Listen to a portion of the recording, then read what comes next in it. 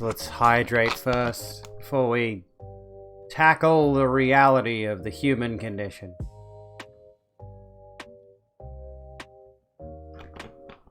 What the fuck is a super straight?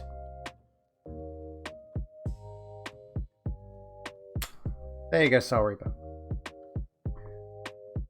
Legitimately, what the fuck is super straight? I'll tell you what super straight is. According to Twitter, at the very least, where I get all of my important news. Where I get all of my important news is Twitter. Because that's where everybody gets it these days. Super straight. Emmy, hello, how's it going? That's you, of course. You're so super straight. Alright, let's talk about this. I found this today. I mean, it's trending in Australia right now.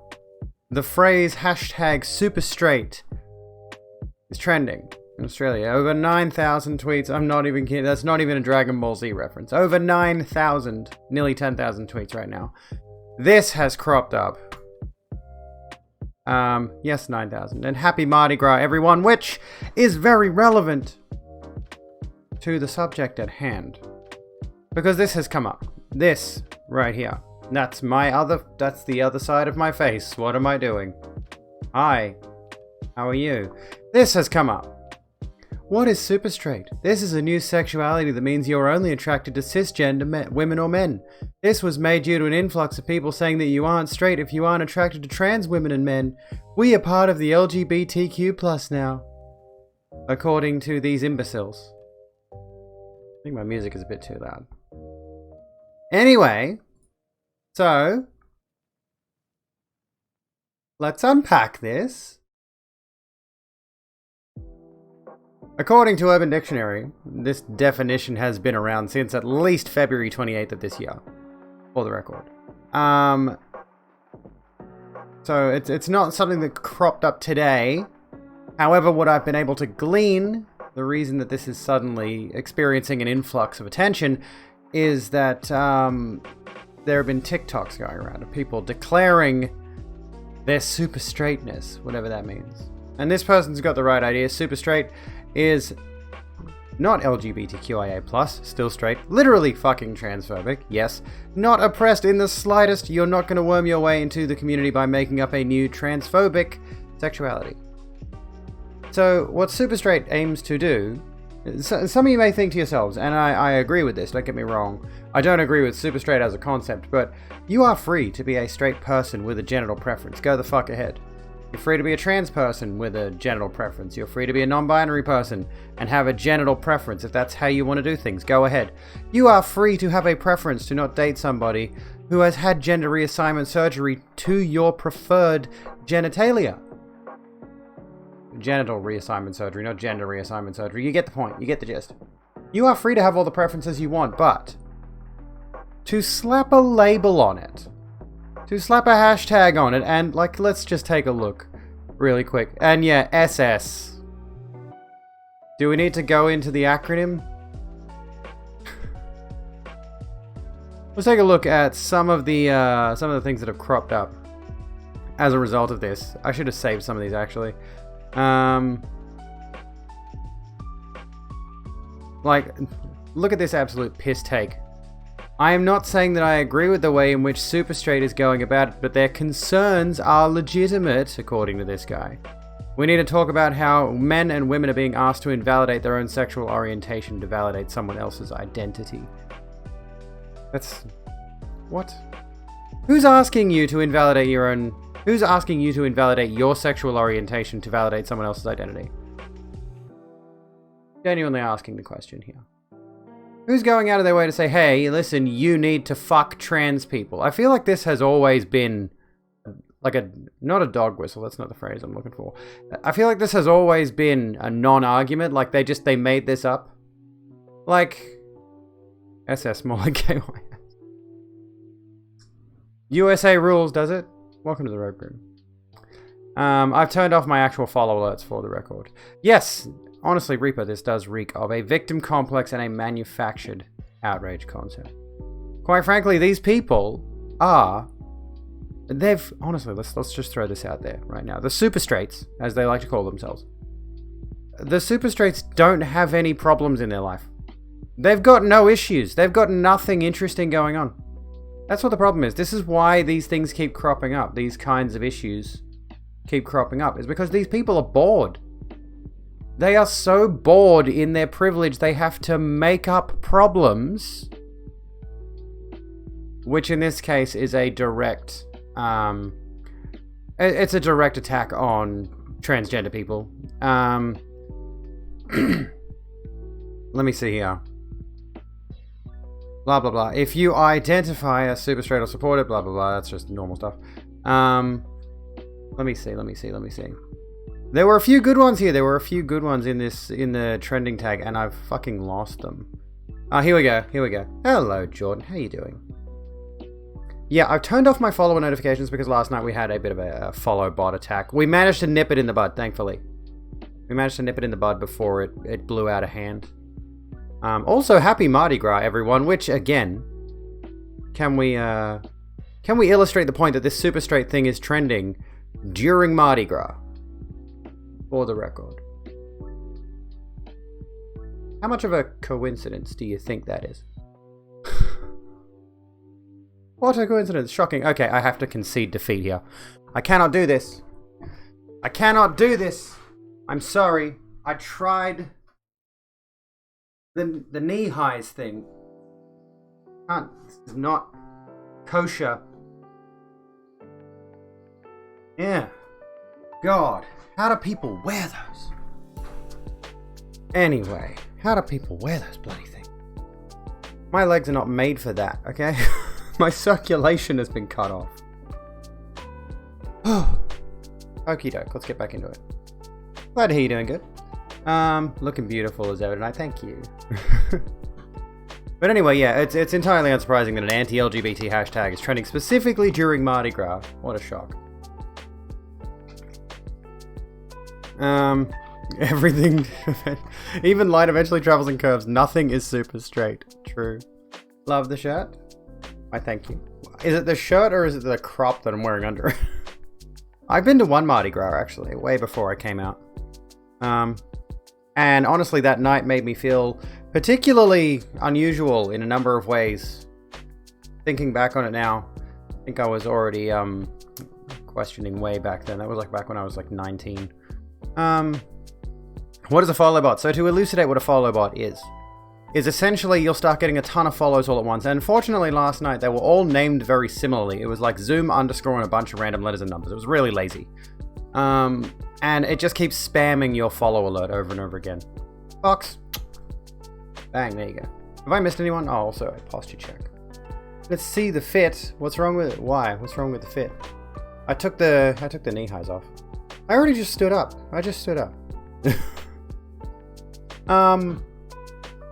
Yeah, when a follow bot hits you, what happens is it spams your alert box. Like if you have, for example, Streamlabs like I have, or chatbot in chat also tells us when someone follows, for example, those alerts will be constantly going off. And in some cases, if your alerts are too complex, it can actually cause problems with your PC. It can slow your PC down. So it's just generally an attack on the streamer to try to distract them and all that. So it's just really a rude thing to do, generally speaking. Someone else buys some bots and sets them to follow folks to try and avoid them being spotted as bots. I mean, it's just an outfit. It's just literally got an epic PM. What, Prime Minister? Did you get an epic Julia Gillard, Bernard?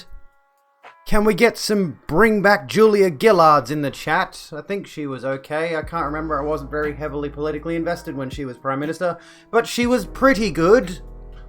At the very least, this is all of my lesbianism. Can we clarify? This is me at peak lesbian, including the head.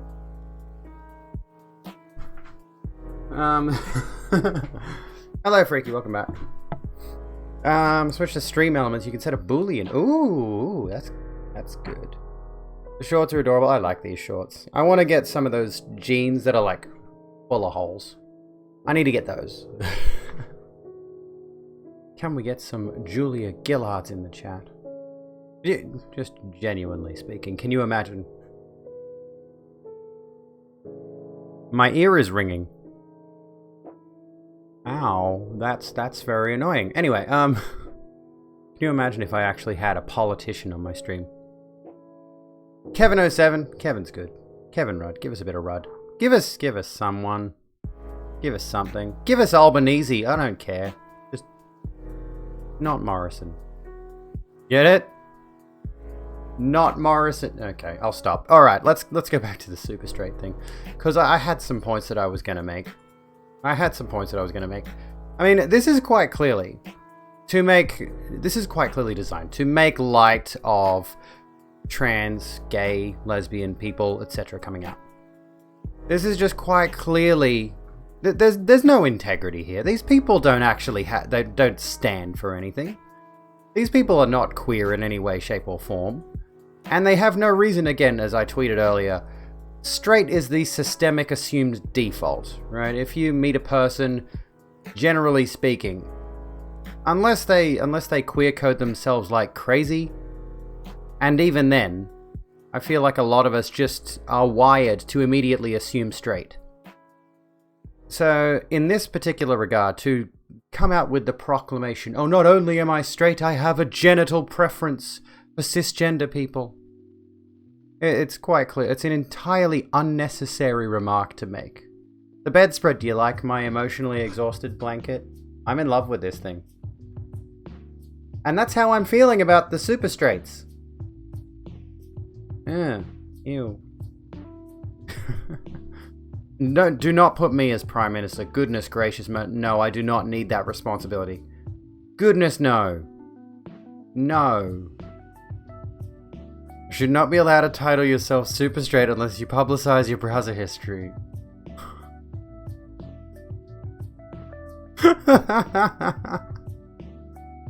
What do you bet that these folks have got some skeletons in the closet? What do you bet? There has been a bit of a trend towards that. I have noticed. I've seen a few posts around the social medias regarding chasers, typically. Chasers who will go into like the comments of a tweet or the Facebook page or any of these. And they will... they'll harass and abuse trans people. They'll be in the Twitch chat or whatever, and in the DMs they're asking for like an OnlyFans link or something like that, or they're trying to hit on them. I was like, are these people okay? That's a rhetorical question. Don't answer that. Anyway, Bernard, I noticed you got a PM from someone.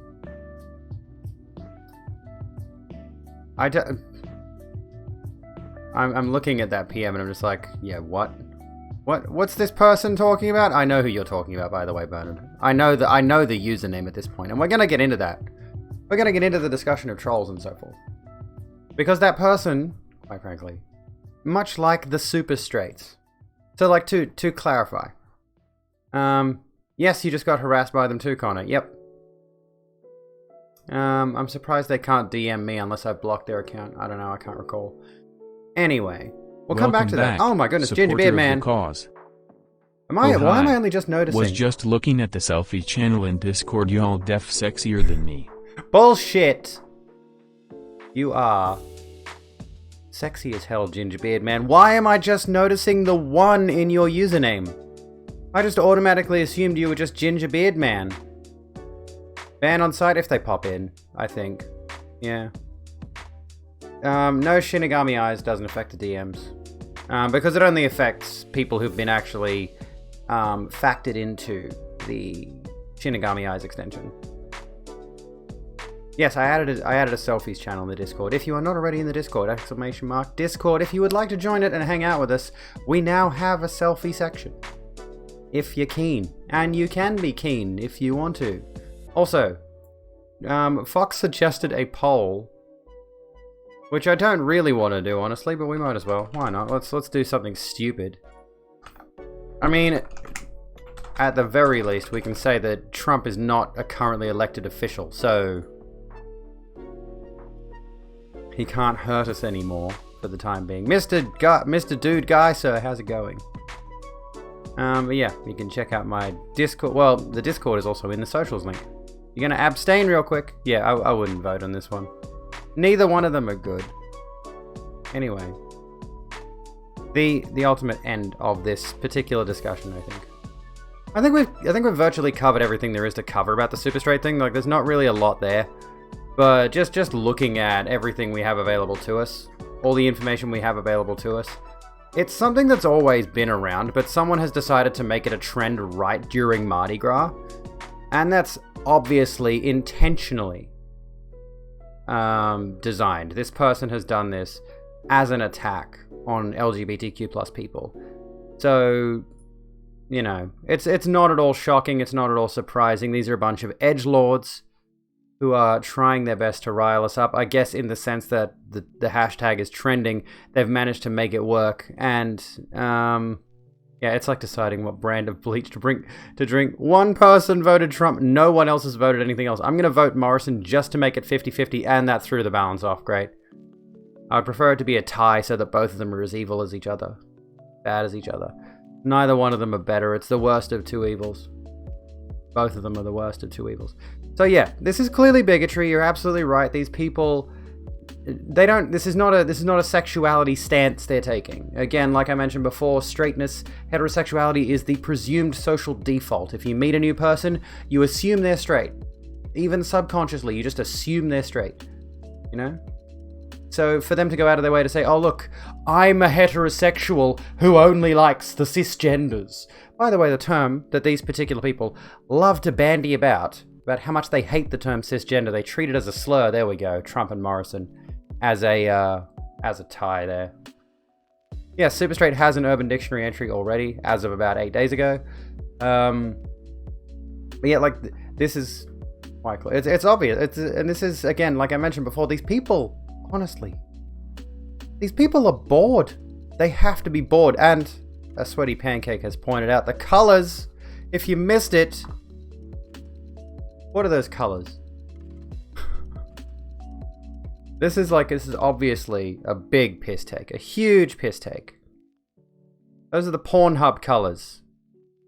Those are the Pornhub colors. Or Combank, or Richmond, whatever. They're the Pornhub colors. ANCAP colors? Yeah, anyway. This is clearly just a massive... Or Deathstroke. How you doing, Anita? What's going on? Just saw my Facebook post and commented. Ooh. What'd you say? What'd you say? Hit us with it, because we're going to get into the... we'll get into the troll thing shortly. We'll get into the troll thing very, very shortly. But yeah, this is not a stance. This is not a sexuality. This is nothing. This is literally the opposite of something. Like I said, you can have a, sorry about the jerk who's harassing me. They're still going. They haven't finished yet. We'll get into that. Trust me. We'll get into that in a sec.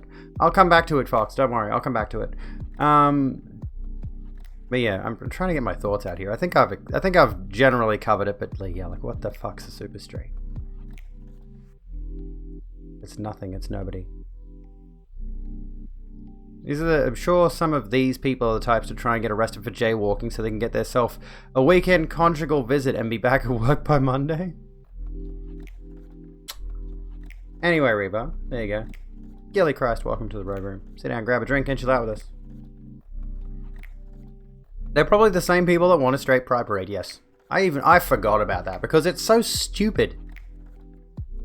Again, it's like when white people carry on about white prejudice, about being, having people being racist towards white people. It's like, it's not a thing.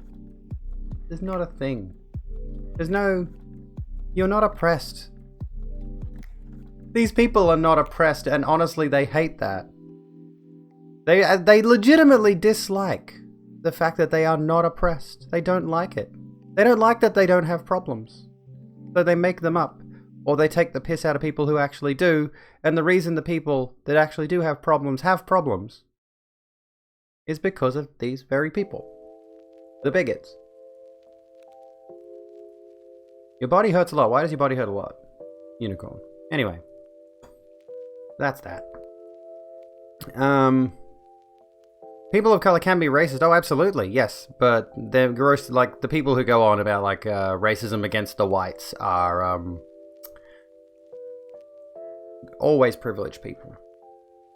Anyway, let me hang on, Anita, before you go. Transphobes. It's really late over where you are, and you saw that. Oh my God, Knox! Jesus Christ!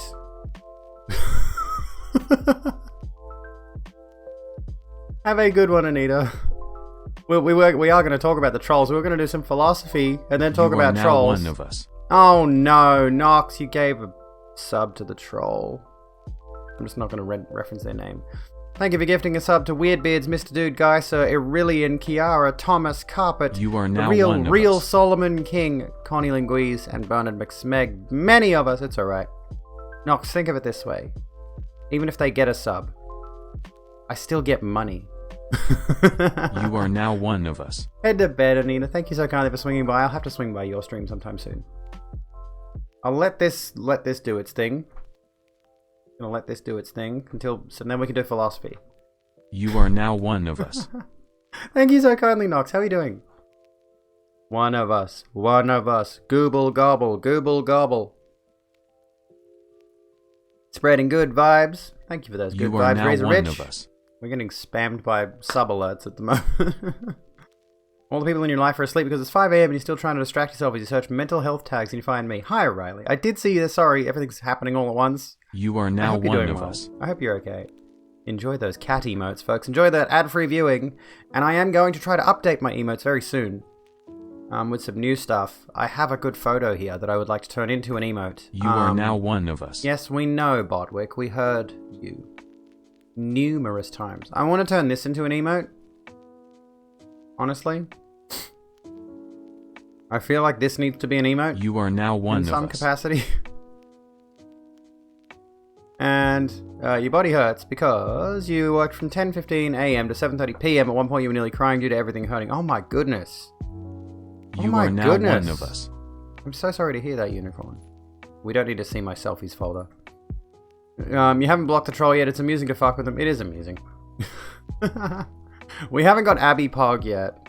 I have to go through my emotes and decide, like, what can I toss and what can I make into an... Like, what can I replace? You know, we've got 3 smudge emotes, and I feel like I probably only need 1. So I could probably get rid of 2 of those, and I honestly kind of feel like getting rid of the lipstick cross and the you fucking died. And I still don't have tier 2 and tier 3 emotes, so there's at least, like, what? 6 opportunities for new emotes there? Not 6, 5. Oh no, hang on. Yeah, 6.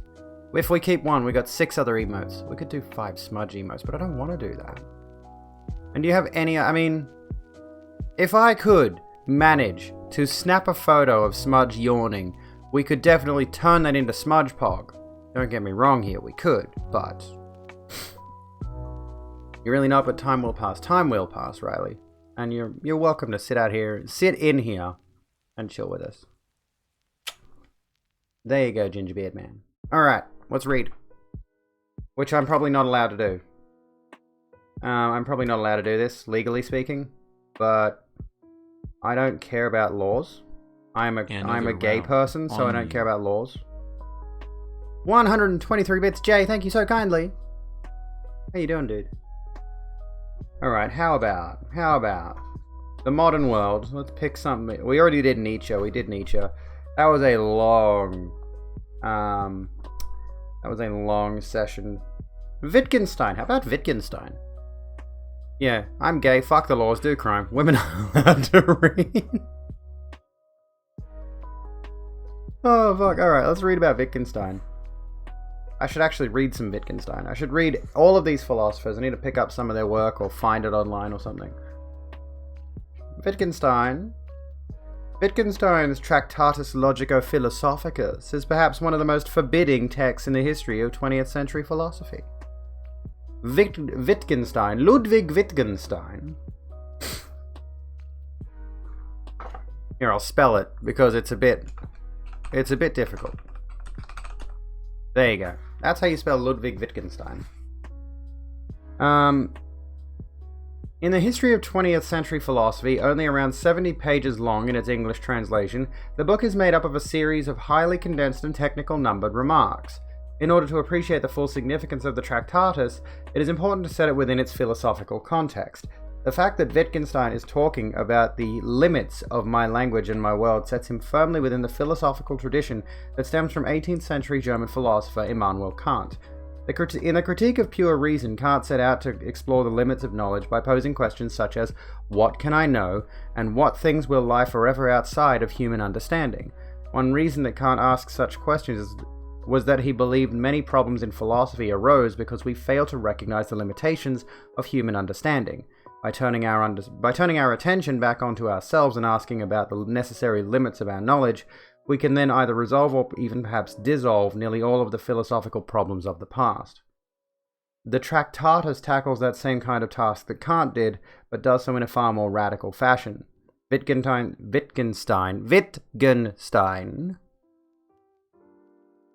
states that he is setting out to make clear what can be meaningfully said. In much the same way that Kant strives to set the limits of reason, Wittgenstein wants to set the limits of language and, by implication, of all thought.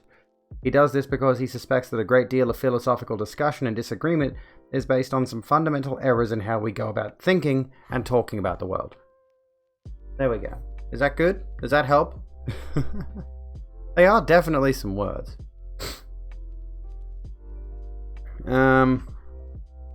Honestly, Gingerbeard Man, that's a very valid point to bring up, given that when you transition from, let's just say, male to female, or male to femme-presenting non-binary, or any of that, if you transition to the point where if you were masculine before and are now feminine on YouTube and Twitch, my chest, flat as a board that it is, because it belongs to a feminine presenting person, is now off limits.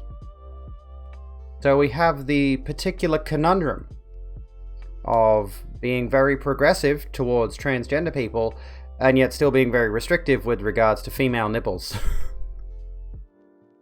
Like, what? Oh, always glaze over during philosophy time. That's why I've tried to cut it down to like one section, you know, not going too hard on this. All right, breathe the nip. Let's get rid of, quite frankly, this bullshit.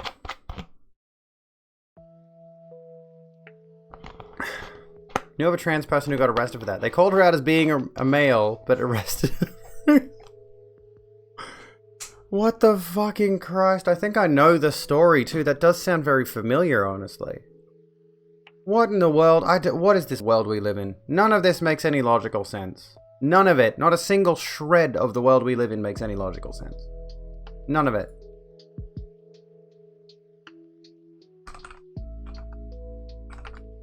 Alright, here we go. New title, Troll Harder Losers. Let's talk trolls.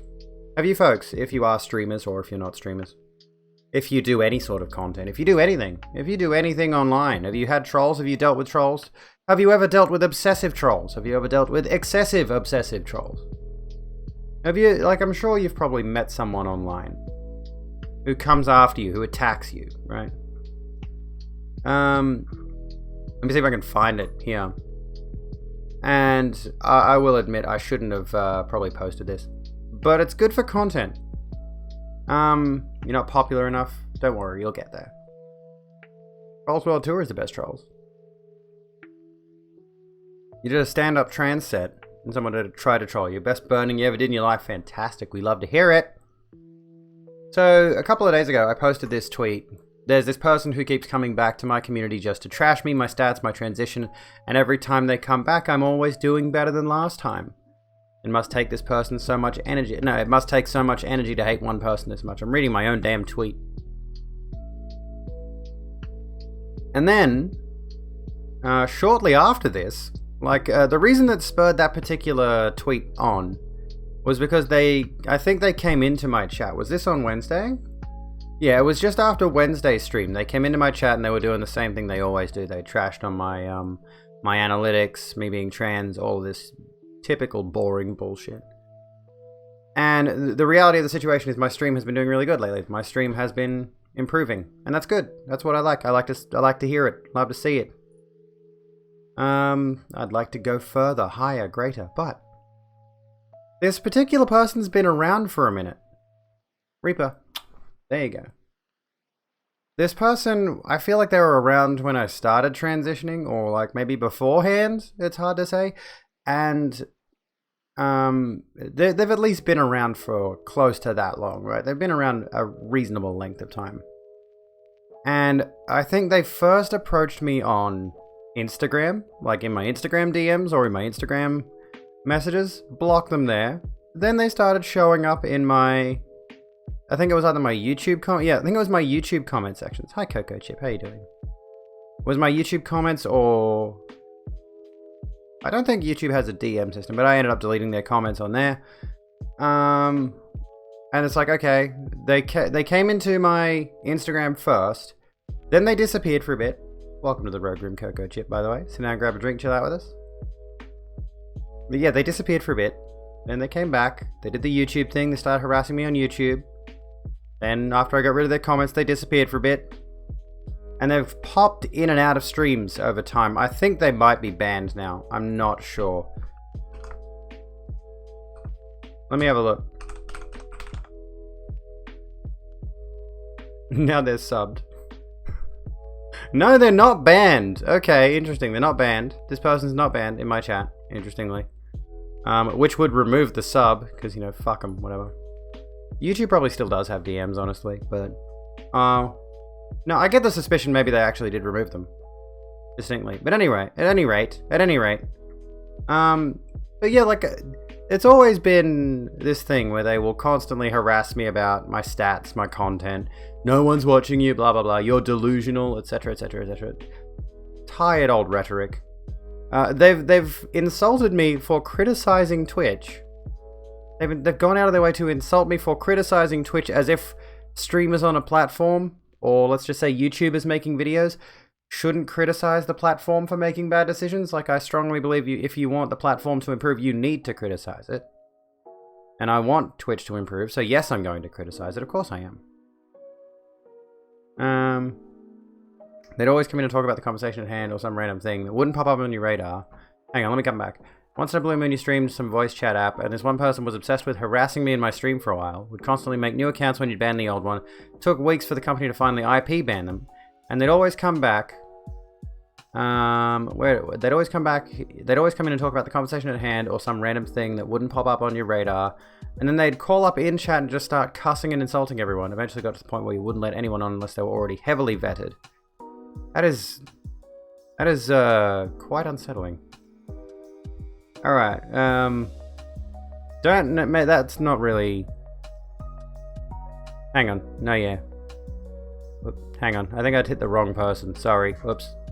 We'll leave that ban, that wasn't supposed to happen, alright. That one, yeah. Two blue names, I got confused. I meant to untime out someone else. Anyway. There we go. What were we saying? Warnings. Remember, warnings. Warnings before timeouts, before bans.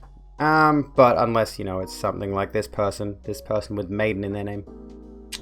Get it up, there you go. Foxcat, we are past check.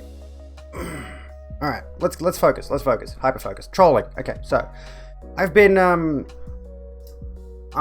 have been dealing with this person for a while now, for a few months now. On and off, and I don't know why they are so obsessed with me, and it's honestly quite unsettling. And I should just block them on everything, but I'm quite frankly curious to see where this goes, because it's quite clear they are very obviously obsessed with me.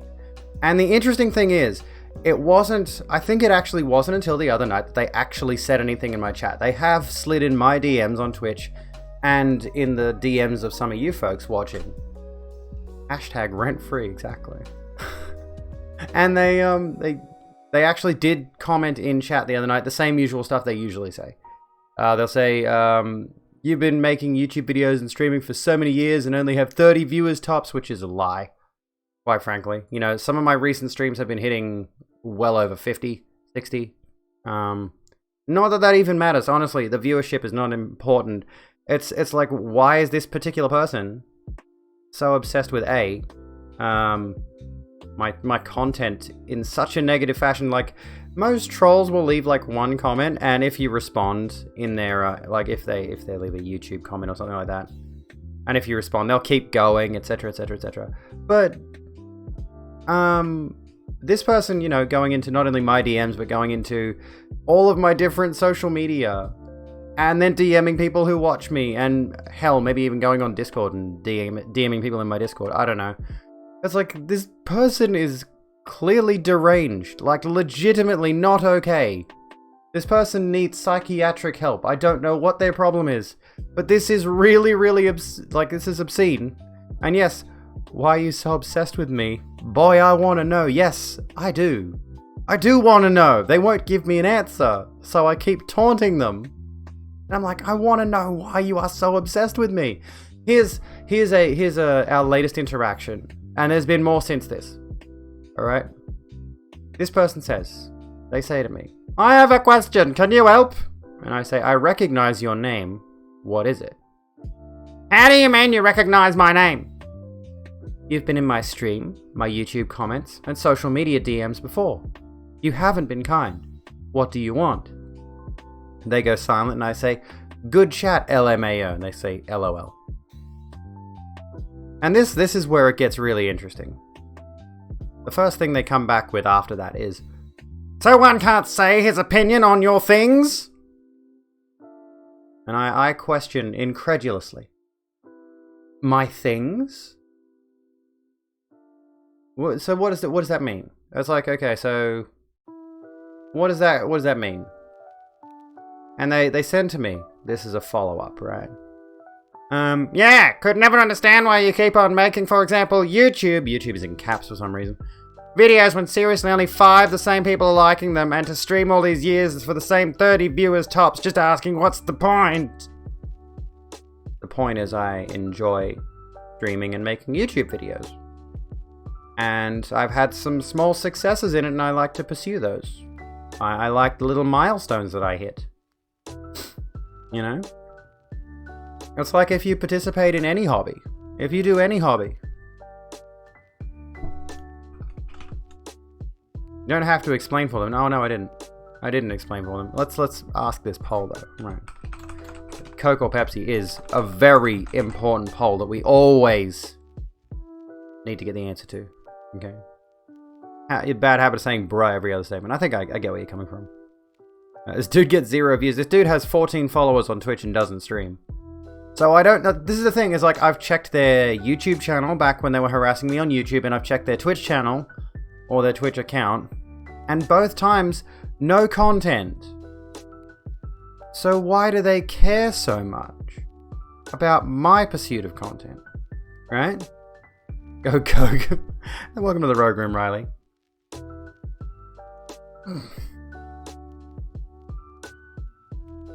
Proud to be a scrote. I feel bad because I was trying to avoid mentioning them by name. That's fucking great. But let's keep going, because this is a curious saga, and there's more to this. So I say, what's the point of you questioning what I do with my life?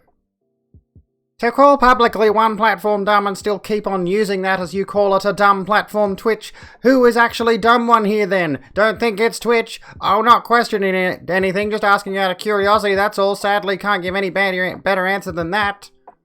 The first answer they give me. Sorry for my annoying voices, by the way. Donatello, how you doing? Lovely. Sorry for my annoying voices. I didn't respond to that one. Are you that much attention hungry? Obviously, cause when I personally see that something just isn't going what I am currently doing, years and years after doing it, I just give up from that and find something what am I actually good at and stop embarrassing myself. This is bad. You are that desperate for attention. Feel sorry for you, alien.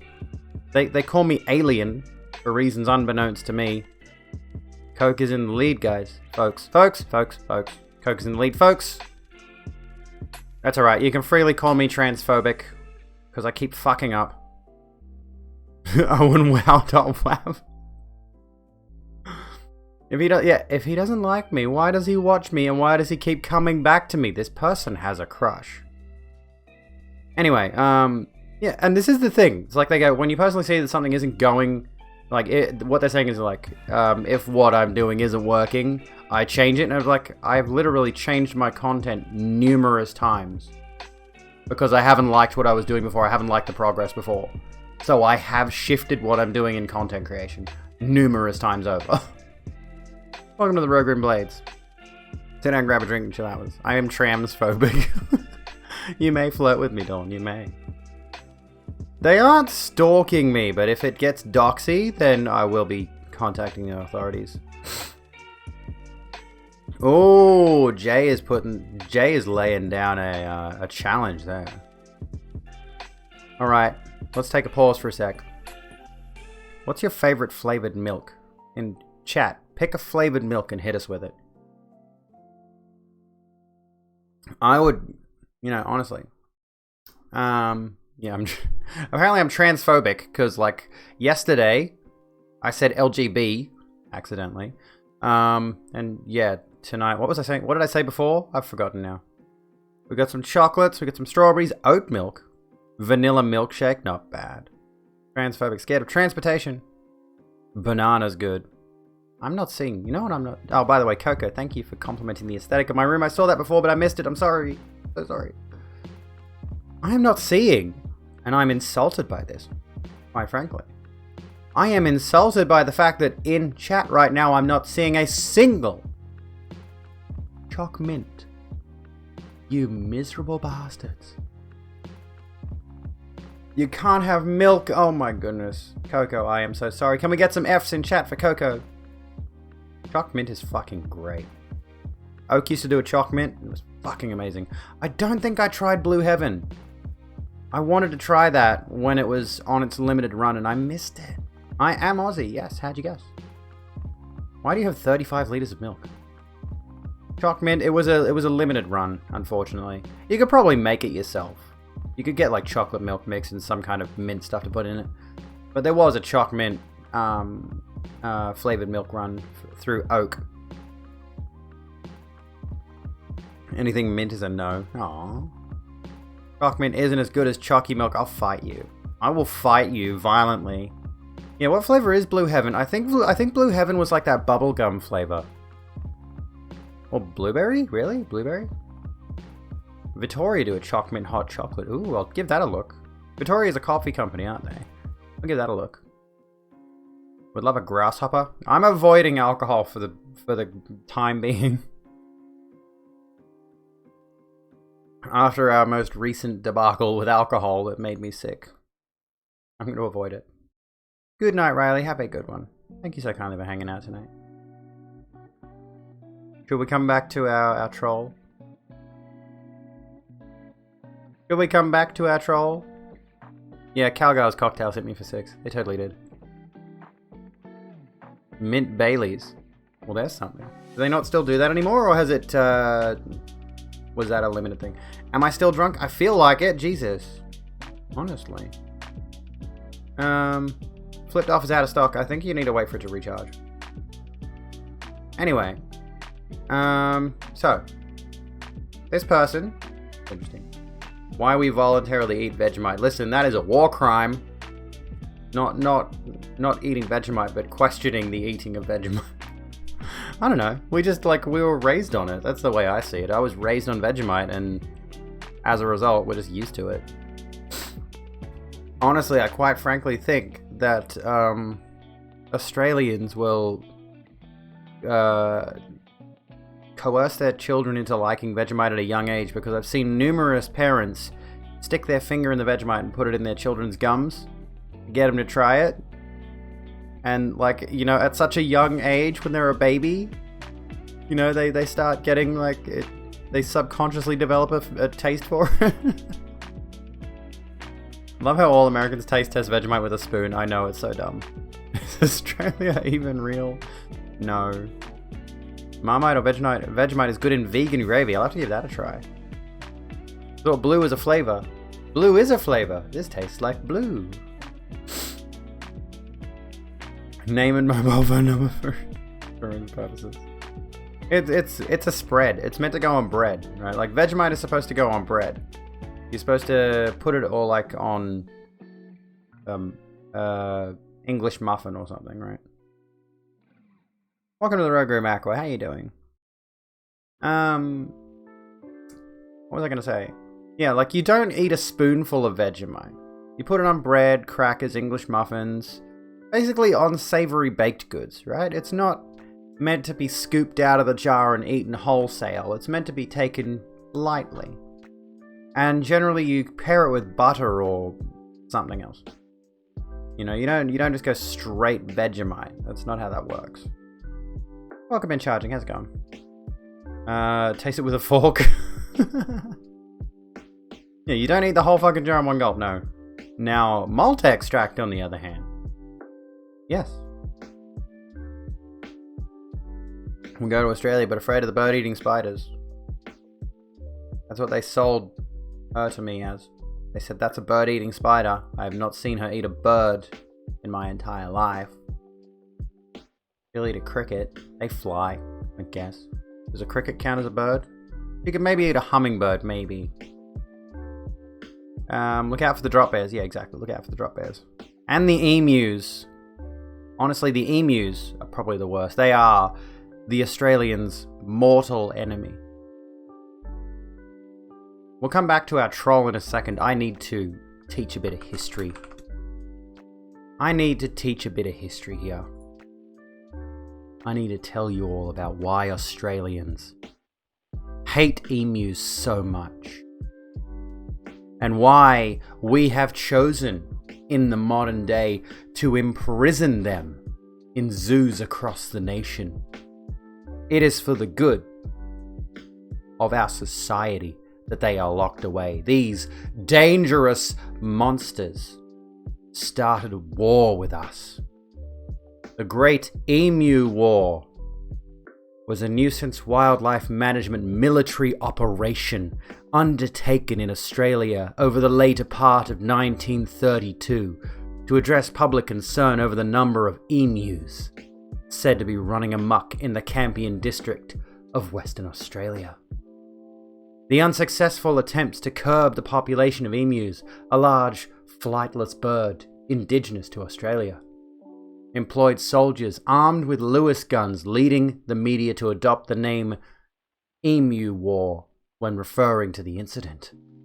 While a number of the birds were killed, the emu population persisted and continued to cause crop destruction. An attack upon our humanity, upon our society, by a bird we now put on our coat of arms. Disgusting. How pathetic we are that we conceded to these monsters, these vile, honestly, vastly superior creatures. Since this becoming a video.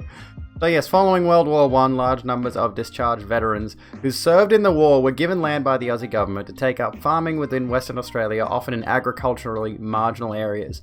With the onset of the Great Depression in 1929, these farmers were encouraged to increase their wheat crops, with the government promising and failing to deliver assistance in the form of subsidies. In spite of the recommendations and the promised subsidies, wheat prices continued to fall, and in October 1932 matters were becoming intense, with the farmers preparing to harvest the season's crop, while simultaneously threatening to refuse to deliver the wheat. Oh yeah, the government failing? What a shock that is. You can't ride an emu. No, you cannot ride an emu. Don't do that. They'll bite your face off.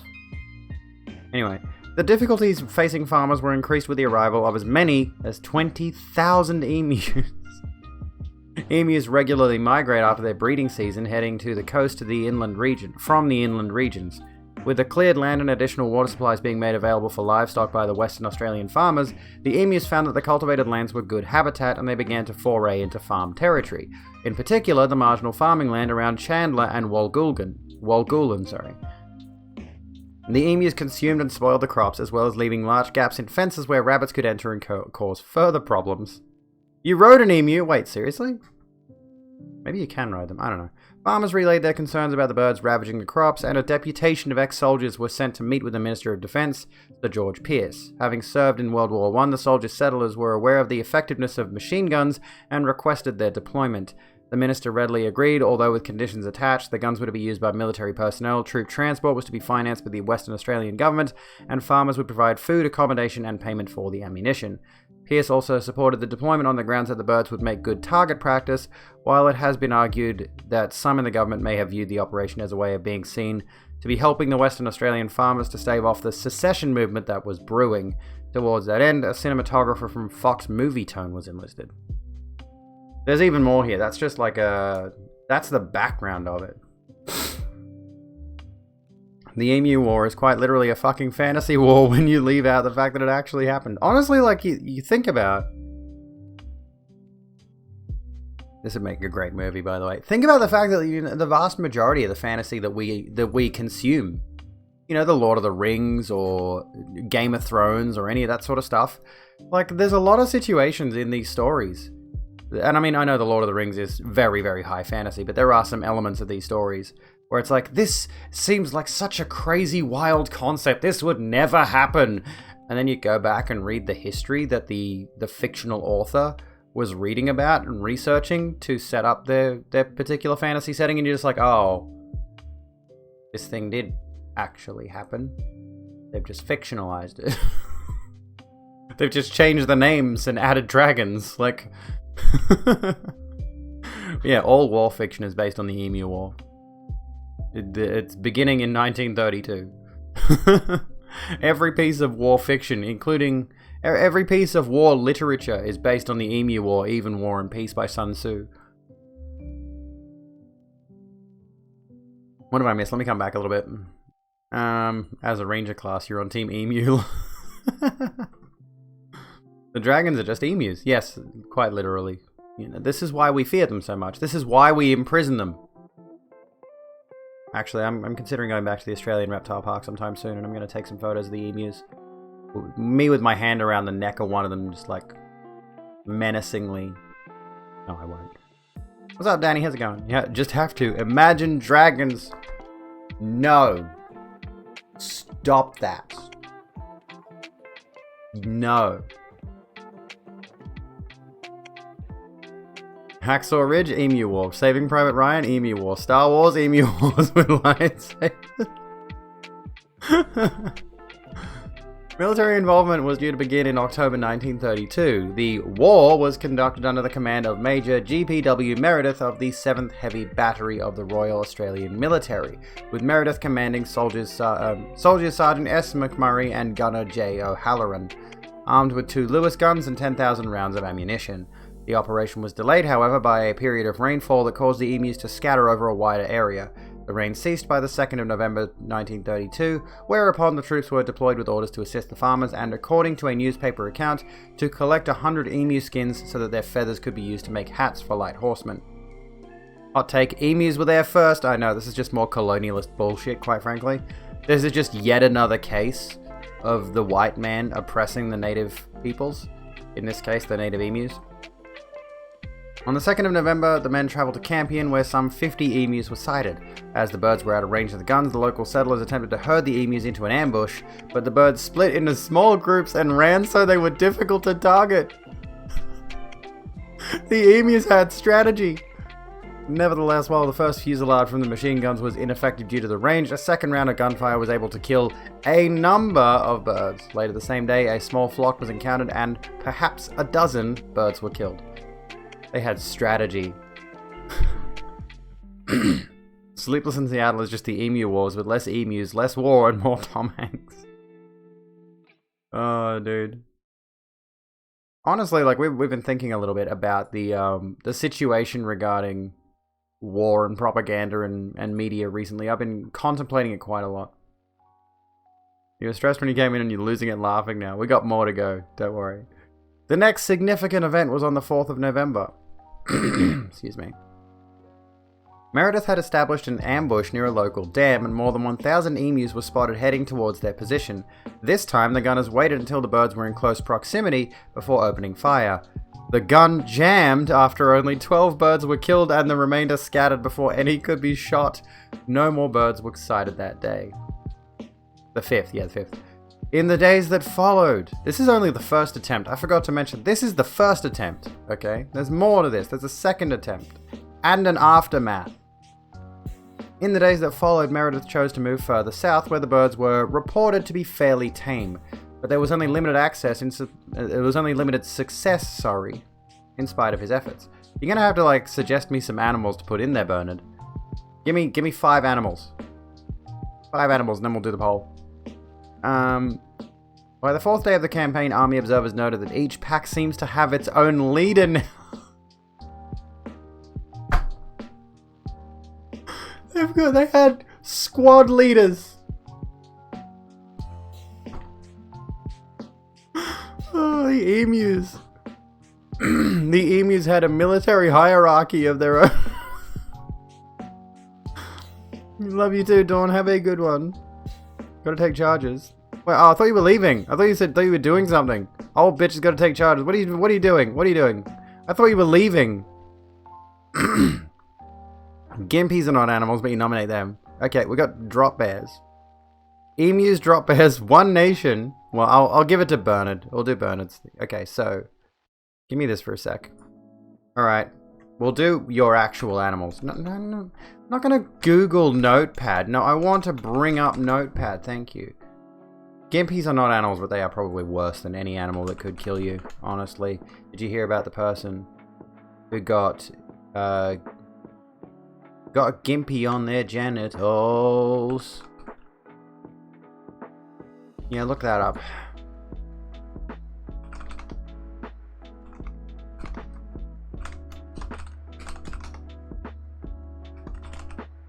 A Tasmanian devil's still a thing. Oh yeah, it's Tasmanian tigers that are extinct. Okay, animal. Australian animal most likely to kill us all. Go! I mean, given the military structure of the emus here, I'd honestly vote emu. I'm gonna vote emu. Fuck it. Ploys expline. Anyway. Yeah, each pack seems to have its own leader now, a big black plumed bird which stands fully 6 feet high and keeps the watch while his mates carry out their work of destruction and warns them of our approach. At one stage, Meredith even went so far as to mount one of the guns on a truck, a move that proved to be ineffective as the truck was unable to gain on the birds and the ride was so rough that the gunner was able to fire any shots. By the 8th of November, 6 days after the first engagement, 2,500 rounds of ammunition had been fired. The number of birds killed is uncertain. One account estimates it was 50 birds, but other accounts range from 200 to 500. That's a really wide number there. The latter figure being provided by the settlers. Meredith's official report noted that his men had suffered no casualties. Well, the emus hadn't started killing yet. Okay? They were biding their time, right? Summarizing the Culls, ornithologist Dominic Cervantes commented, "The machine gunner's dreams of point-blank fire into serried masses of emus were soon dissipated.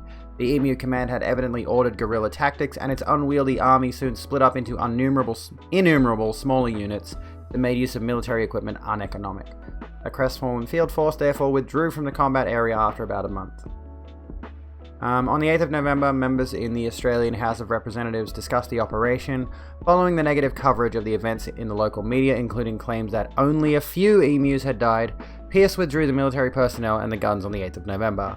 After the withdrawal, Major Meredith compared the emus to Zulus and commented a striking maneuverability of the emus even while badly wounded. If we had a military division with the bullet-carrying capacity of these birds, it would face any army in the world. They can face machine guns with the invulnerability of tanks. They are like Zulus who even dum-dum bullets could not stop. You should go. Why should you go? Well, if you have to go, have a good one. You folks think crocodiles. Okay, crocodiles win. Australian animal most likely to kill us all. Yeah, I suppose. They are pretty lethal, I guess. They're no emus, though. Let's be honest with ourselves. Crazy times like these that give rise to things like Emu Joker, Call of Duty, Emu War, please. Fuck all that shit that, like, Australians love to go on about. It's like, oh, it'd be so good if there was a GTA in the western suburbs. No. We want Call of Duty Emu War.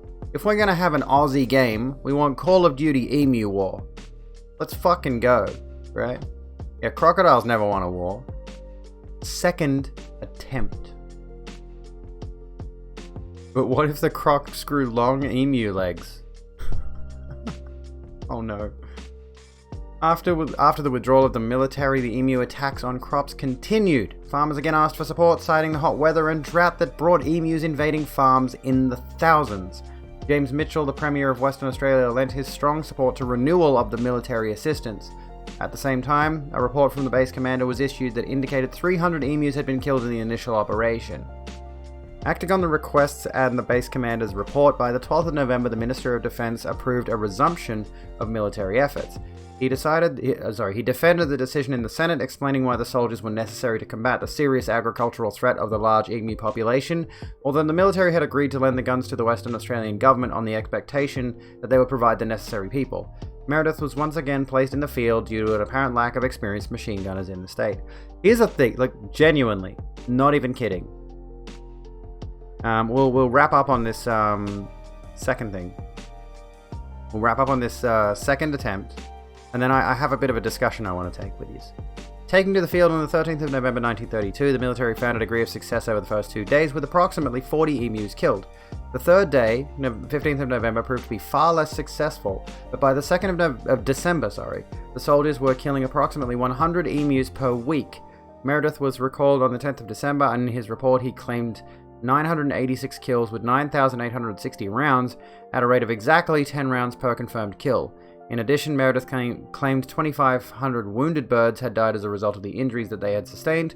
In assessing the success of the cull, an article in the Coolgardie Miner on the 23rd of August 1935 reported that although the use of machine guns had been criticized in many quarters, the method proved effective and saved what remained of the wheat. Aftermath. Alright. Despite the problems encountered with the cull, the farmers of the region once again requested military assistance in 1934, 1943, and 1948, only to be turned down by the government. Instead, the bounty system that had been instigated in 1923 was continued, and this proved to be effective. 57,034 bounties were claimed over a 6-month period in 1934. By December 1932, the word of the Emu War had spread, reaching the United Kingdom. Some conservationists there protested the cull as the extermination of the rare emu. Dominic Servanty and Hubert Whittle, the eminent Australian ornithologists, described the war as an attempt at the mass destruction of the birds. What a shock that is. Throughout 1930 and onward, exclusion barrier fencing became a popular means of keeping emus out of agricultural areas, in addition to other vermin such as dingoes and rabbits. In November 1950, Hugh Leslie raised the issue of emus in federal parliament. Let me reread that for you. In November 1950, Hugh Leslie raised the issues of emus in federal parliament and urged Army Minister Josiah Francis to release a quantity of .303 ammunition for the Army for the use of farmers. The minister approved the release of 500,000 rounds of ammunition. In recent years, references to the Emu War have been a popular internet meme. It inspired... Get this. It inspired a video game called Emu War.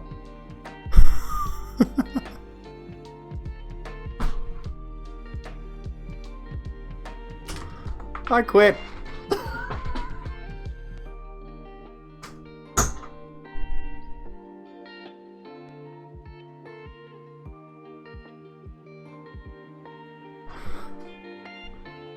There's a video game.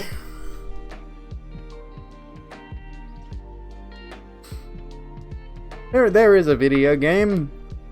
There's a video game of the Emu War.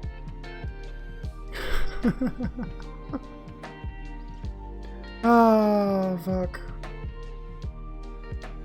Offline screen. I just quit. I'm just done. I'm completely and entirely done. If you're anything like me, you'll scoff at the idea of the Australian military going to war with emus early in the 20th century. It is an absurd notion that is far more likely the product of parody than history, but it's also very true. There is actually a video game Is this out? Is this game out? Hang on. Is it actually released? It's out. So for anyone who missed it, I was gonna make a piss take joke about this. This is an early access game, mind you, but I was gonna joke about this. I was gonna joke about this, but I can't joke about it now. It's right there in my face. It's literally right there. Like I am looking at Emu War, the video game. I'm looking at Emu War, the video game.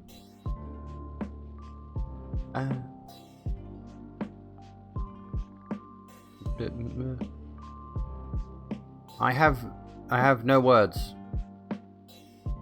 I have less than no words. That there are, if that's possible. Game stream idea. It's probably fucking awful. Let's be honest with ourselves. And it looks like you can play as an emu, Connor. You were asking to play as an emu. You can play as an emu. 100% playthrough at 100 subs. Wait, I'm at 130 subs. Do I do like 200? We do 200? There you go. You're gonna slide out? Dawn, have a good one. Thank you so kindly for being here. I'm not gonna play it now. I'd have to install the fucking thing, and I can't do that. Because that would slow down my stream, and I can't have that kind of shit. Emus say, fuck the suburbs. It doesn't look like there's any suburbia areas in there. What I'm seeing here. It's all very, very, I mean, honestly, the areas I'm seeing look very similar to, there's a cricket ground. There's a cricket ground. Looks like there's monstrous emus. You can play as the humans if you want to be fucking boring. If you want to be fucking boring, dude, you can play as a human. See? Quite frankly, I was gonna suggest, are the devs Aussies? Hermit mode. Let's have a look.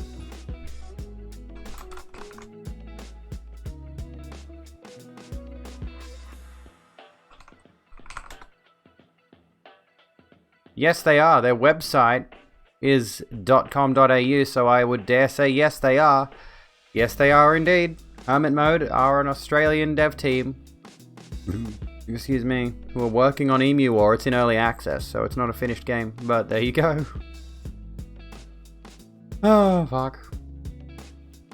It's a stretch. So it was for housing for soldiers, right? So in your Seppo brain, you think suburbs. I suppose. Trying not to cry, what, at the Emu War? Grew endangered species, take a picture, copy their DNA, and move on. Just read on Twitter, look, Hasbro can change the gender of a potato head all they want, but it ain't changing the fact that that motherfucker looks like Steve Harvey. Oh, well, there we go. There's that was not a topic I was planning to get into tonight, but we've done it now. We've gone, and we've done it. We've gone and done that thing. No, actually, we didn't get. I think we had one person come in. Posting the black square next to the orange square, the super straight colors, which is just the Pornhub colors, and that was it. Like, no, there was nothing. All emu warred out. I should have changed the title. But we were talking. Actually, the reason that is the title is we were talking about my trolls. We were talking about this obsessed troll, and we touched on it briefly. To summarize the whole conversation there. I've had a troll that's been harassing me for months now, and it goes like this. They started in my Instagram comments, then my Instagram DMs, then my YouTube comments. Like, I blocked them on Instagram, then they went to my YouTube. I think I banned them from my YouTube. And then they sort of disappeared for a bit, seemingly, I guess. And then recently they've cropped up in my Twitch streams. They've been harassing people in my streams in their DMs. People in chat can verify. And, they've also been in my Facebook. This is what's really weird. This is what's really weird to me, is they've been harassing me in my Facebook group DMs, right? Or my Facebook page DMs. If you do my socials, I've got a Facebook page there. If you have Facebook, if you use Facebook, you can go and like that page if you want. But I really, honestly, don't give much of a fuck about it. I don't post much on the Facebook page. I mean, I've been trying to post more on there, but I just genuinely, it's the one social media where I'm like, if no one likes this page, I don't care. I don't fucking give a shit. Because I've got other social media that's doing better, and Facebook seems largely redundant. But they keep bringing up this particular point of how badly my Facebook page is doing, and I'm just like genuinely like, I legitimately don't give a fuck about the Facebook page. If Facebook decided to delete my Facebook page for whatever reason, and not my like personal one, but like the one for the stream, I'd be like, okay, who cares? Like this person goes, just scrolling down through your Facebook page, only 36 likes all these years, not a single like or comment, which is a lie. There have been likes and comments. Sucks to suck like you do. It's like, my content is Twitch. The thing that I put a lot of effort and time into is Twitch. I'm here on Twitch. This is what I do. This is the thing what I do. The Facebook page is just a little extension of that. You know, all the social media is just an extension of what I do on Twitch. Like, yeah, Boomer Book. Your Boomer Book isn't your primary focus. How dare they? And yeah, I actually mentioned that to them. It's just like, I don't put a lot of value in the Facebook page, or I'd promote it more. What's your point? And they say, still you're using it. It's like, oh? It's a good idea if you're a content creator to use as much social media as you can. And then it just keeps going on and on and on and on. They started calling me an abortus. And they insulted the fact that I apparently don't have a community. And I said, I have a community and it is growing. Can I just ask, like, can we get some, like, ones in chat if I have a community? Or some zeros if I don't? Do we have a community here? I can't, I mean, I'm just looking at... I'm looking at this chat that seems to be moving. Quite considerably, actually. Look at that. Crazy. You would argue that perhaps if I, as a streamer, streaming to an audience, am able to elicit a response from said audience, that I might actually have a community there. Crazy, wild concept. Anyway, and they said it ain't growing a shit. I mean, that's a weird way to phrase that. He said, it ain't growing a shit and never will grow, obviously. Let's have a look at my Twitch tracker page. I mean, this is unfortunately going to be skewed because we've been hit with follow bot attacks recently. But, for example, my followers gained is up in the past week. 69. Average viewers is up 37.9. Peak viewers for this week's 102. My total channel views gained is over 1,000. Hours streamed isn't really related to community, but hours watched, that's 703 hours watched this week on my channel. You know, like, Another round on dare I say it, there is very much a growing community here, and I like it. And you got the job. Thank you for the 100 bits, you bloody legend, you. My average viewers according to Twitch tracker is 35.8. That's nothing to scoff at, you know, like, I don't know why they are so obsessed with this. I'm honestly genuinely baffled. I don't know why they're so obsessed with this. But they won't leave me alone, they keep harassing me with all this shit. They said this one's kind of amusing. Fuck that, you are my child, I will personally throw you from a bridge, you're that dumb, of course.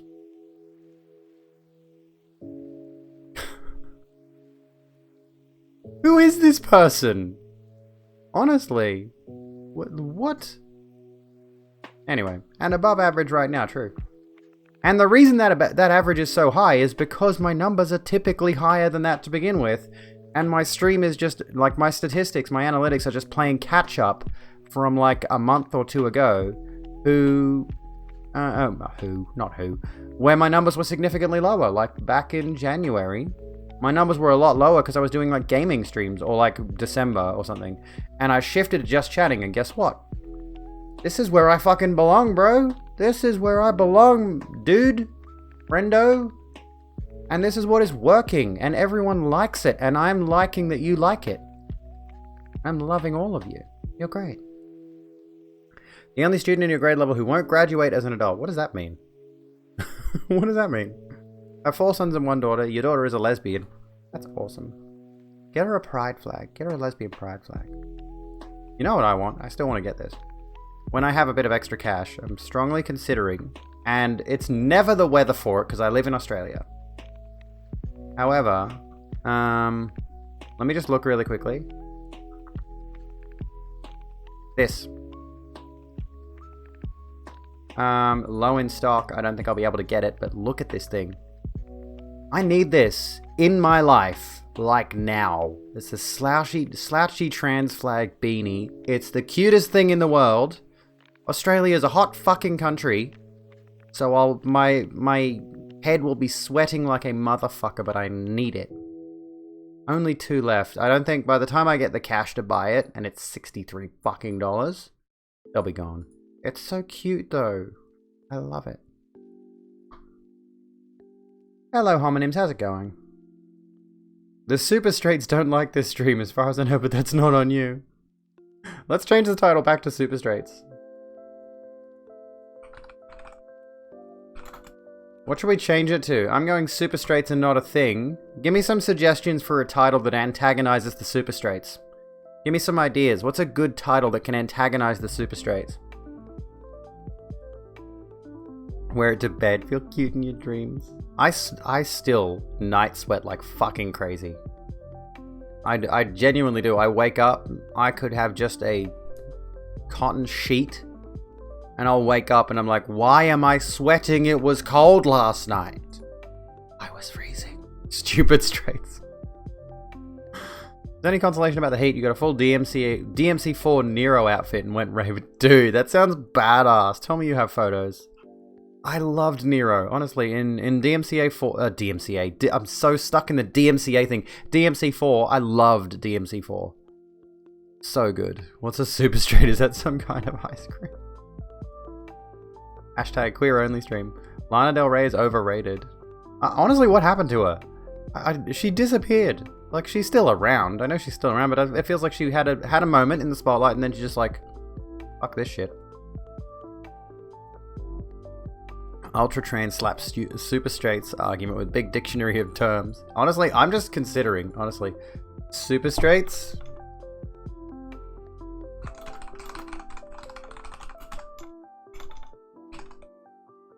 There we go. There, I thought of one. I think someone else mentioned that. Super straights? More like stupid straights, lol. Hey guys, I'm being heterophobic.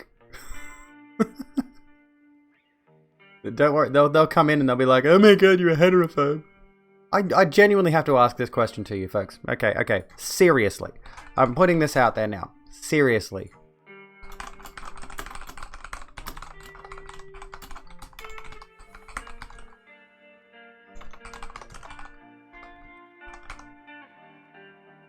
Here we go.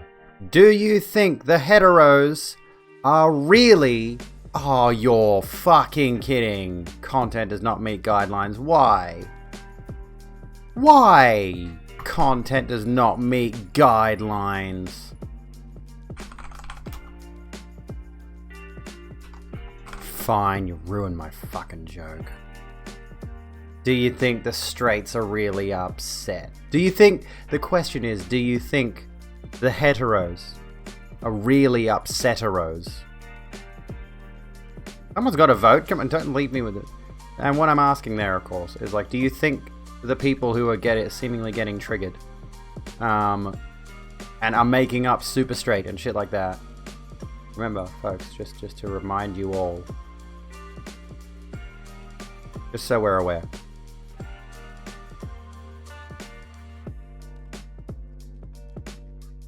Just so we're on the same page.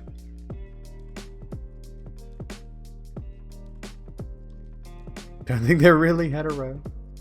We could have the discussion around actual sexuality. We could have the discussion around is our sexuality set in stone? I thought you were going, Dawn. I swear you said you were going. I mean, I'm more than happy to have you stay here, of course. But did I just misinterpret something? It seems like everyone's saying nah. I reckon they're not. It's obviously them trying to... I mean, I think they are pissed at gay acceptance. Honestly. Definitely. I think they're definitely pissed off at gay acceptance. But, I don't think they're genuinely concerned about, like, you know, we need a term for pride. Mrs. Lalante is now playing City Skylines, if anyone was curious. Steam is sending me alerts again after I turn them off. Not happy, Jan.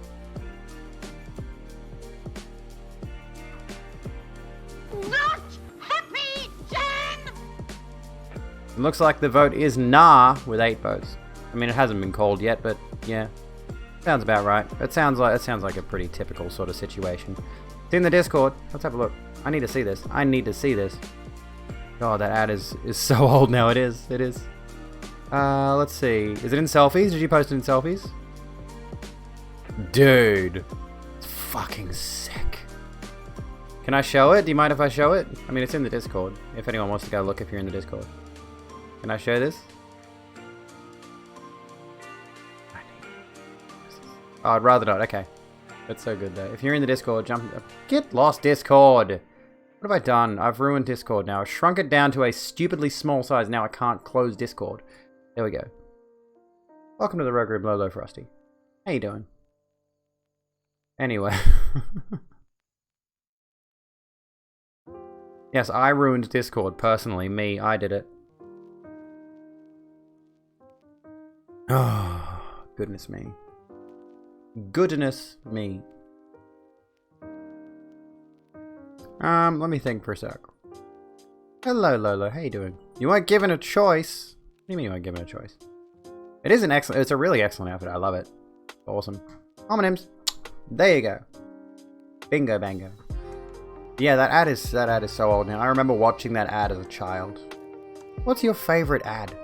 What's your favorite ad that you watched as a kid? Not nowadays. Ads are super fucking annoying nowadays. But ads used to be interesting. They used to be amusing. They used to be something kind of neat. Oh yeah, the bugger ad. You're forced to have kids by your family. Oh, I see. You have kids and you love them more than yourself. You were forced to have them by your family. I'm so sorry to hear that. Honestly, like, I can see that leading to some severe, resentment issues, quite frankly. And honestly, like, we could talk about the issue that arises when it comes to, families and friends, just society in general, coercing people who otherwise don't want children into having children.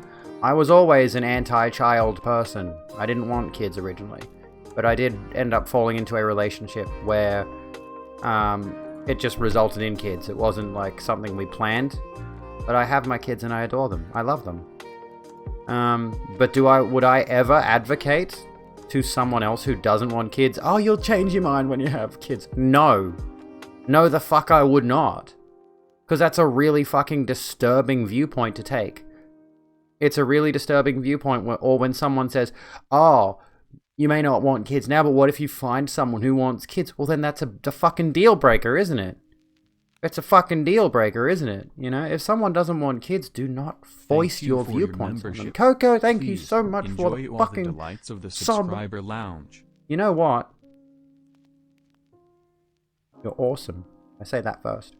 And I have not been doing this. Head pats. Everyone who subs gets head pats. Just like consider this honorary for every other gift sub except for Croat. Except for Scroat. Can we get Croat as a Scroat in the chat? Pat head. Pathologically uninterested in children, but your friend is starting IVF soon and you're so excited. Exactly! Like, if your friend or a family member gets pregnant and they wanted to and they are keen on it, fucking good on them. Great. Enjoy it. Celebrate the joy of giving life to this world. But by no means should you try to coerce someone who does not want children into having children. By no means. It is a very disturbing thing. If you have kids, have the decency to not have more than 2. Got one of each. Got 2 child wrens. And that's it. That's where I'm stopping. Crotty McBoogerball. 6:30 a.m. and your cat crying. Why is your cat crying? Why is the cat crying? Poor baby. Best part about me, if you do not want kids, more fun to try for them. You know, it'd be great. You know, it'd be absolutely amazing. What would have been absolutely amazing? I've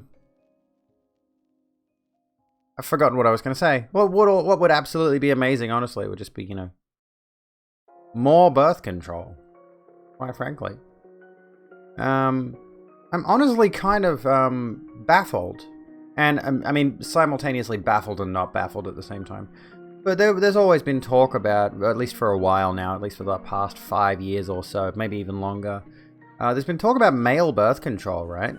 Which is allegedly, it's like a tablet or a gel or something that men take literally the one time, and it makes them sterile for seemingly ever, and according to trials, has been entirely reversible, and naturally, it has never made it to the birth control market.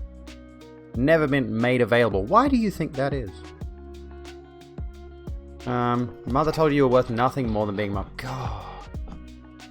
I'm so sorry. Oh my god, Dawn. I'm so sorry. Head pats look like something else, for God's sake. Wanna know what's gonna be amazing when you finally get this vasectomy? Dude, genuinely, get it. Get it done. I honestly, legitimately almost went for one on numerous occasions. And it was just my laziness that stopped me ever going for the surgery.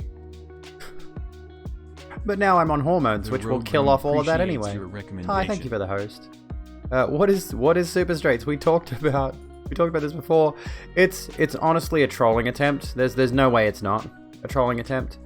And what the situation is a bunch of people have latched onto this hashtag. Yeah, Gold Star Straights. Yes, Mia Moore posted a tweet video today. Actually, let me find it. I love Mia Moore. She's so fucking good. She's fucking hilarious. You're not following this girl. Follow this girl. She's incredible. Stop tweeting Mia. Is awesome and hilarious and funny. So this is fucking great, right? So this is a question for all the Gold Star lesbians out there. I was just wondering, is that like a sticker, or is it like do you claim it, or what? So this is. She's great. She's fucking great. But yes, it's legitimately, Super Straights is legitimately, yes, Gold Star Straights. Essentially, the only thing they are interested in as heterosexuals is the making sure that the person that they are pursuing sexually has got the opposite genitalia to them. So, and that's exclusively what it's about. And so effectively, generally speaking, a normal heterosexual person, a standard het, that's what it is. It's a standard het. You know? That's what that is. Does that mean straight men will fuck trans guys, though? They probably, honestly, would. These are the kinds of people that, honestly, would look at trans... And again, this is why this is transphobic. These people would look at those with the opposite genitalia, and they wouldn't consider their actual gender. They wouldn't consider... They don't consider transgender people. This is a flagrant dismissal of transgender people. That's what this is all about, at the end of the day. That's what the Super Straights thing's all about. It's about dismissing trans people. The reason shit like this is dangerous. Dainty Walrus. All that is gold is not glitter. Not all those who wander are lost. What is that from? What is that from? Is that Lord of the Rings? Anyway.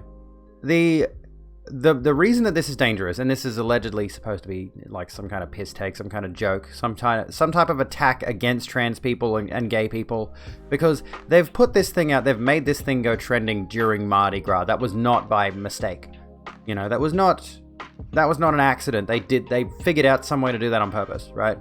To get super straights trending during Mardi Gras. Absolutely intentional. I promise you that.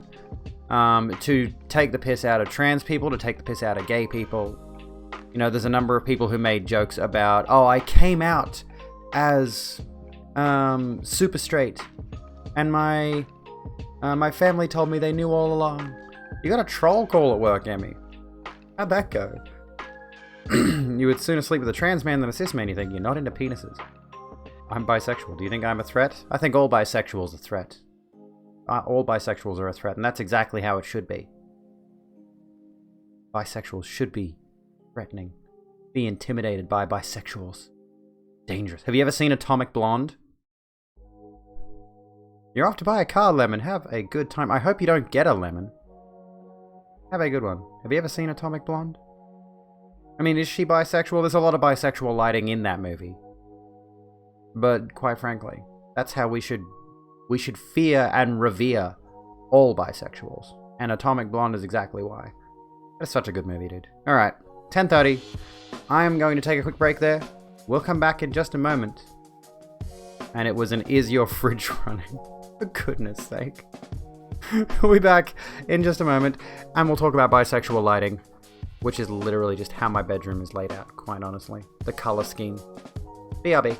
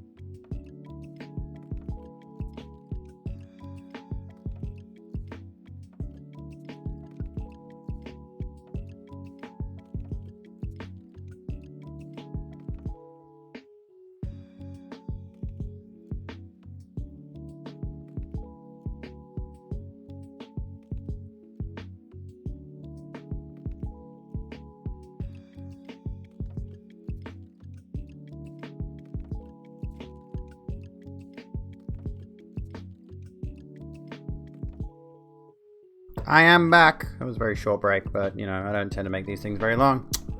You got the job. There you go. You got the finger. Well, we're going to head out. You're very sleepy.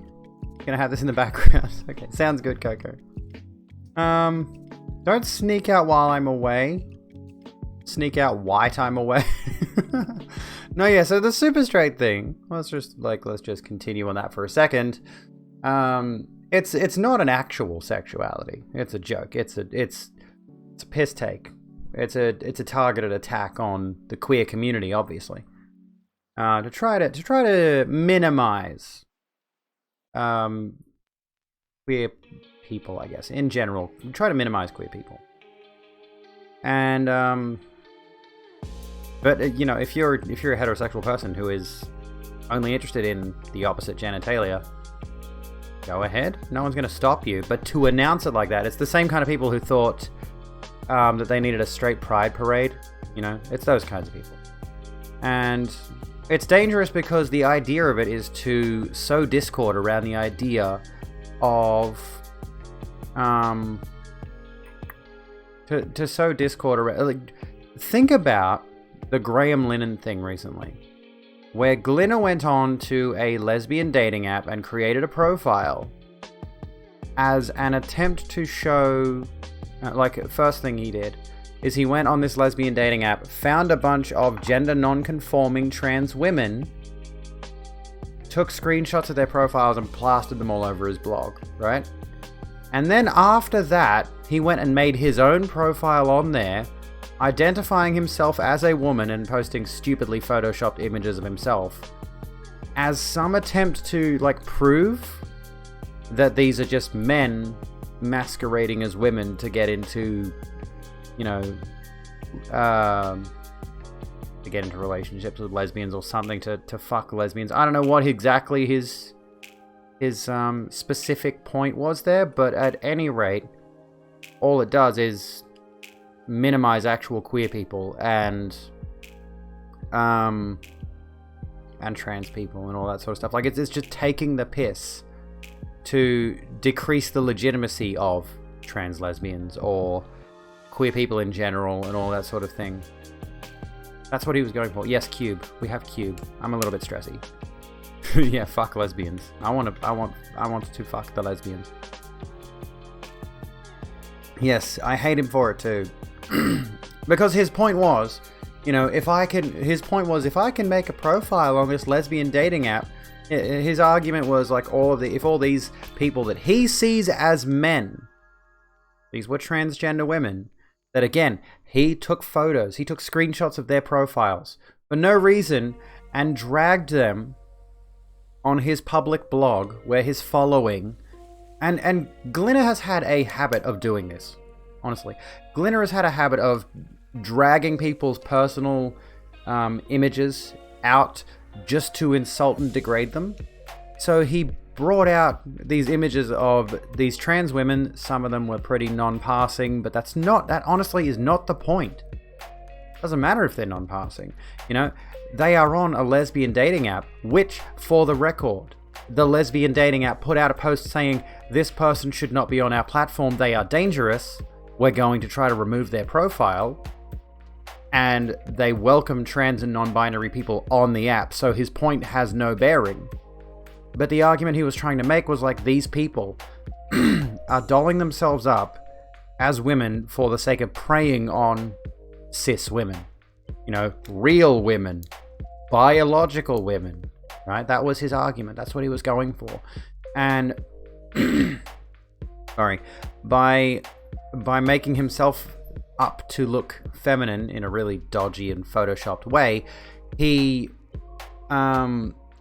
his argument was well, if they can do it and they can identify, if they can self-ID, it's an argument against self-identification. Imagine crazy, wild, absolutely out of this world, the concept that somebody might actually be able to self-identify their gender. Yes, you came back to Glinner, Bernard, I'm sorry. I'm sorry. His argument was if they can self-ID as lesbians, why can't I self-ID as a lesbian? His thing was that was the attack he was going for, and by doing that, he delegitimizes actual trans women who, maybe they're early in their transition and they're just not passing yet. Maybe they're gender non-conforming trans women, and that's quite frankly none of his business. But he decided to take it as an opportunity to attack transgender people in some kind of twisted defense of cis lesbians. Anyway, Welcome back, Sammy. Literally the only way to know someone's trans is if they self-ID as trans. Yeah, true. It's like you can't, yeah, you can't x-ray for this shit. It was a shit show. Wait, she told people, told me she was female after a year. Wait, hang on. Data what you thought was a guy for a year online. She told you she was female after a year. Oh, okay. It was a shit show. Yeah, and that's exactly right, Emmy. Cis lesbians don't need defending. It's a dating app. It is literally a dating app, and if someone on that dating app doesn't meet your standards, swipe left.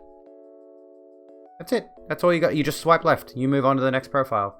If you see someone that you don't personally find attractive on a dating app, move on to the next profile. That's all. You literally get the choice. Honestly, online dating is one of the safest ways to find people. I mean, it's still dangerous, but at the end of the day, like, you could be out in public and meet somebody that might be a potential date, and they turn into a potential rapist. Online, at least you get some level of a gauge to interact with. I mean, ultimately, this is true of any kind of social interaction. Hello, Wolf, how you doing? As a demi-femme NB, you wish cis people who care about trans passing are very nice. Shut the fuck up. Don't understand the logic. Does he think cis men are just identifying as lesbian women to what? Lower their dating pool? There aren't that many lesbian/bi women out there. Yeah, exactly. You told me something. What'd you say? There's no reason to watch Space Jam. Oh, not getting into that shit. That is such a stupid thing, honestly. I wouldn't bother watching, I wouldn't bother watching Space Jam 2 to begin with. Space Jam's massively overrated. Let's be honest with ourselves. When you say she lied to you for over a year, so she was trans. Is that what I'm hearing? Or told you is it possible like they came out to themselves during that time and were not, like, they weren't aware of their trans identity beforehand? I did like your super mega hugs, Catalina. Thank you. I guess the good about Glinner is showing his ass like this is even Mumsnet has abandoned him. Yes. Yes, indeed. Glinner is honestly like at the bottom of the barrel at this point in his career. He's at the very lowest tier of his career at this point. He has fallen so far. No one wants to work with him. You know, he operates entirely on the internet. She said she was male. You believed her. I'm confused. Welcome back, Hecklin. How are you doing? How was work? Everyone's opinion of Space Jam is tinted by rose-colored glasses. Yes, it is. It's not that good of a movie. It's massively overrated. Massively overrated. And they did Coming to America 2, which was just called Coming to America. Blah. No thanks. Not interested. Looks terrible. But yeah, where were we? I forgot what we were talking about. We were talking about Glinner. Anyway, do we have to keep talking about Glinner? I'm a little bit sick of him. I'm sure he'll crop up again soon, but we have discussed Glinner's bullshit on numerous occasions. Can't be as bad as 1997's Power Rangers Turbo. I mean, I haven't seen it. You still love her, but her culture. I'm not sure what you mean, honestly. Space Jam 2 is to movies what Drake is to music. Both overrated. Sounds it. And yeah, the drama coming up surrounding Lola Bunny's tits. Like, why? Why is that? Why is this? I have not tried Valheim yet. I don't have the money to grab it. Thank you for the hydration. No suggestions on nail polish? No. Black. I haven't done my nails in ages. Yeah, I haven't done my nails in ages. Black on the... Do you mean the Pornhub colors, or do you mean the super straight color? Grey nail polish. I actually have a grey nail polish. A dark grey. Outfit model. I can do an outfit model for you. I can stand up for a second. Probably a good idea. You know, stand up at times. I did have like the knee highs on. This is what we're wearing tonight. I had the knee-high socks on, but they were cutting off my circulation. So We're fucking done with that. Oh, goodness. Peak lesbian, that's what I was going for. I have been peak transed, and I am now peak lesbian. Perfect. Perfectamundo. Anyway, what was I gonna say? Let's, honestly. Space Jam fans, what's a good, should we go, Gizmodo, Entertainment Weekly, or Creative Block? Creative Block is the first result that comes up. Let's talk about Lola Bunny, shall we? Should we talk about this stupid bullshit? People on the internet are chronically horny. And honestly, it disturbs me to the nth degree just how horny you people are. Please, I am begging you. Seek out therapy for sex addiction or something, whatever it is that's wrong with you, because you shouldn't be upset about Lola Bunny getting top surgery. For the record, let me just double check this. I just need to make certain. Do female rabbits have breasts? They breastfeed. But can I just throw this out there?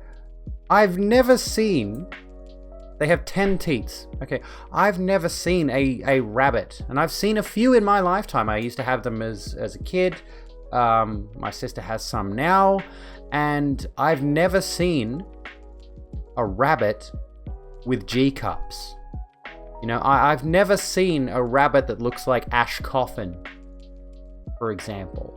So, to take an anthropomorphized rabbit who had very humble breasts in the original Space Jam, the artwork that keeps getting circulated, saying like, this is what Lola Bunny used to look like, you might have seen this.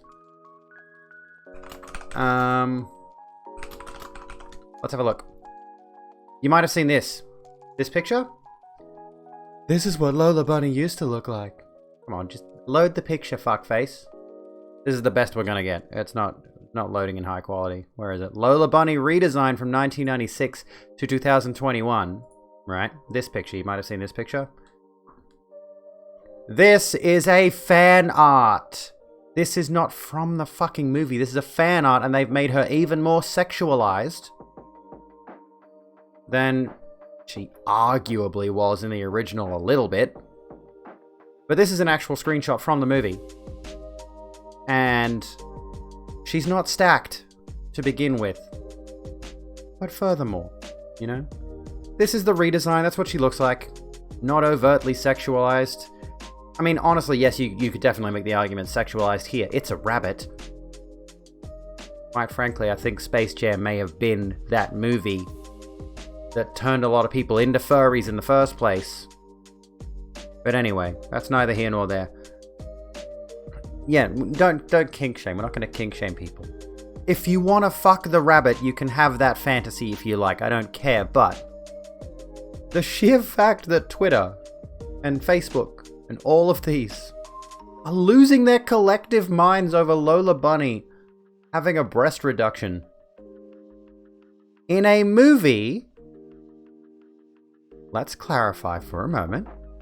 Space Jam, a movie which features animated characters superimposed on live action settings, playing basketball and all of that,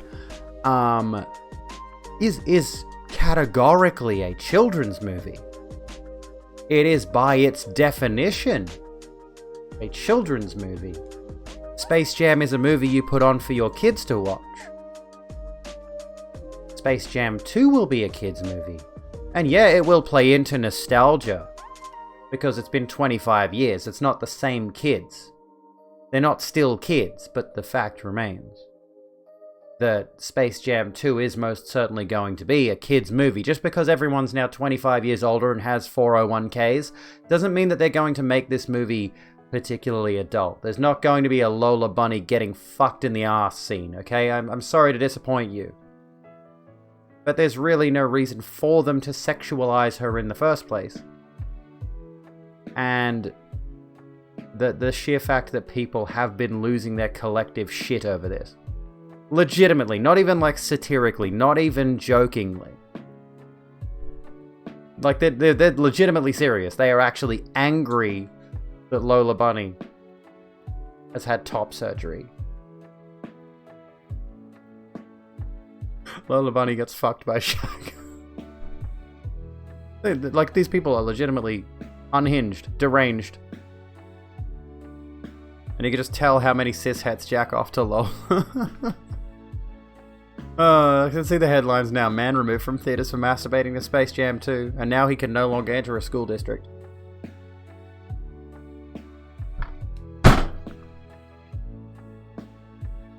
I saw something today. I saw that, Catalina. I'll sort it out later. I saw something today. Somebody mentioned there's a screenshot of a conversation, and somebody said something about how, like, dude, you seem like the kind of person who shouldn't be allowed in a school zone. And the dude he's responding to, I forget what the original discussion was. Actually, it may have been relating to Space Jam. But this person says, you seem like the kind of person who shouldn't be allowed in a school zone. And the other guy's response is so fucking telling. Hang on, what was it? School district. So this person says, you seem like the kind of person who would not be allowed in a school district, and the other guy responds, I think what you actually mean is a school zone. A school district is the entire area where all the kids can go to one particular school. No. You see how that's a kind of a problematic response? Why does he know that specifically? Curious. Anyway, neither here nor there. Anyway, graphic surgery scene. Is Lola's top surgery officially in the movie? I would hope so. We need that kind of detail. Freudian slip spotted. He might be the parent of the child, but he's talking about the sexualization. It was relating to this. Relating to the Lola Bunny sexualization thing. Anyway. The new version of Lola Bunny features a less curvy silhouette and wears baggier clothing than the previous iteration, much to the chagrin of some members of the Twitter community. But yeah, of course I assume the worst case scenario. I'm a left-wing reactionary. That's not what reactionary means, for the record. It's only kidnapping when they're aware. Wait, what? Have I missed anything? What's the next topic? I don't know. But we might as well get the Lola Bunny thing out of the way. Lola Bunny's new design was intended to focus less on her physical attributes and more on the strength of her character. When he sat down to watch the original film, Lee says he was immediately caught off guard by how sexualized Lola was on screen. This is 2021. It's important to reflect the authenticity of strong, capable female characters. Nothing wrong with that. They keep sharing this same one tweet from the guy that has the fan art. More on the strength of her back muscles, yes. It's been 25 years and she looks fab, yeah, and like, also, even considering, like, this is such a ridiculous thing. It's honestly, like, why am I surprised? I want to know why I'm surprised by this. Why am I shocked by this? Why would you be pedantic about municipality? Yeah, why would you be pedantic about municipality/districts versus zoning in a discussion about Lola Bunny being sexualized, and when someone accuses you of being a pedo in the first place? Anyway, not the best take. Anywho, what was I saying? I was like, yeah, these people are chronically horny. We've covered that. These people are chronically horny. They need to get some.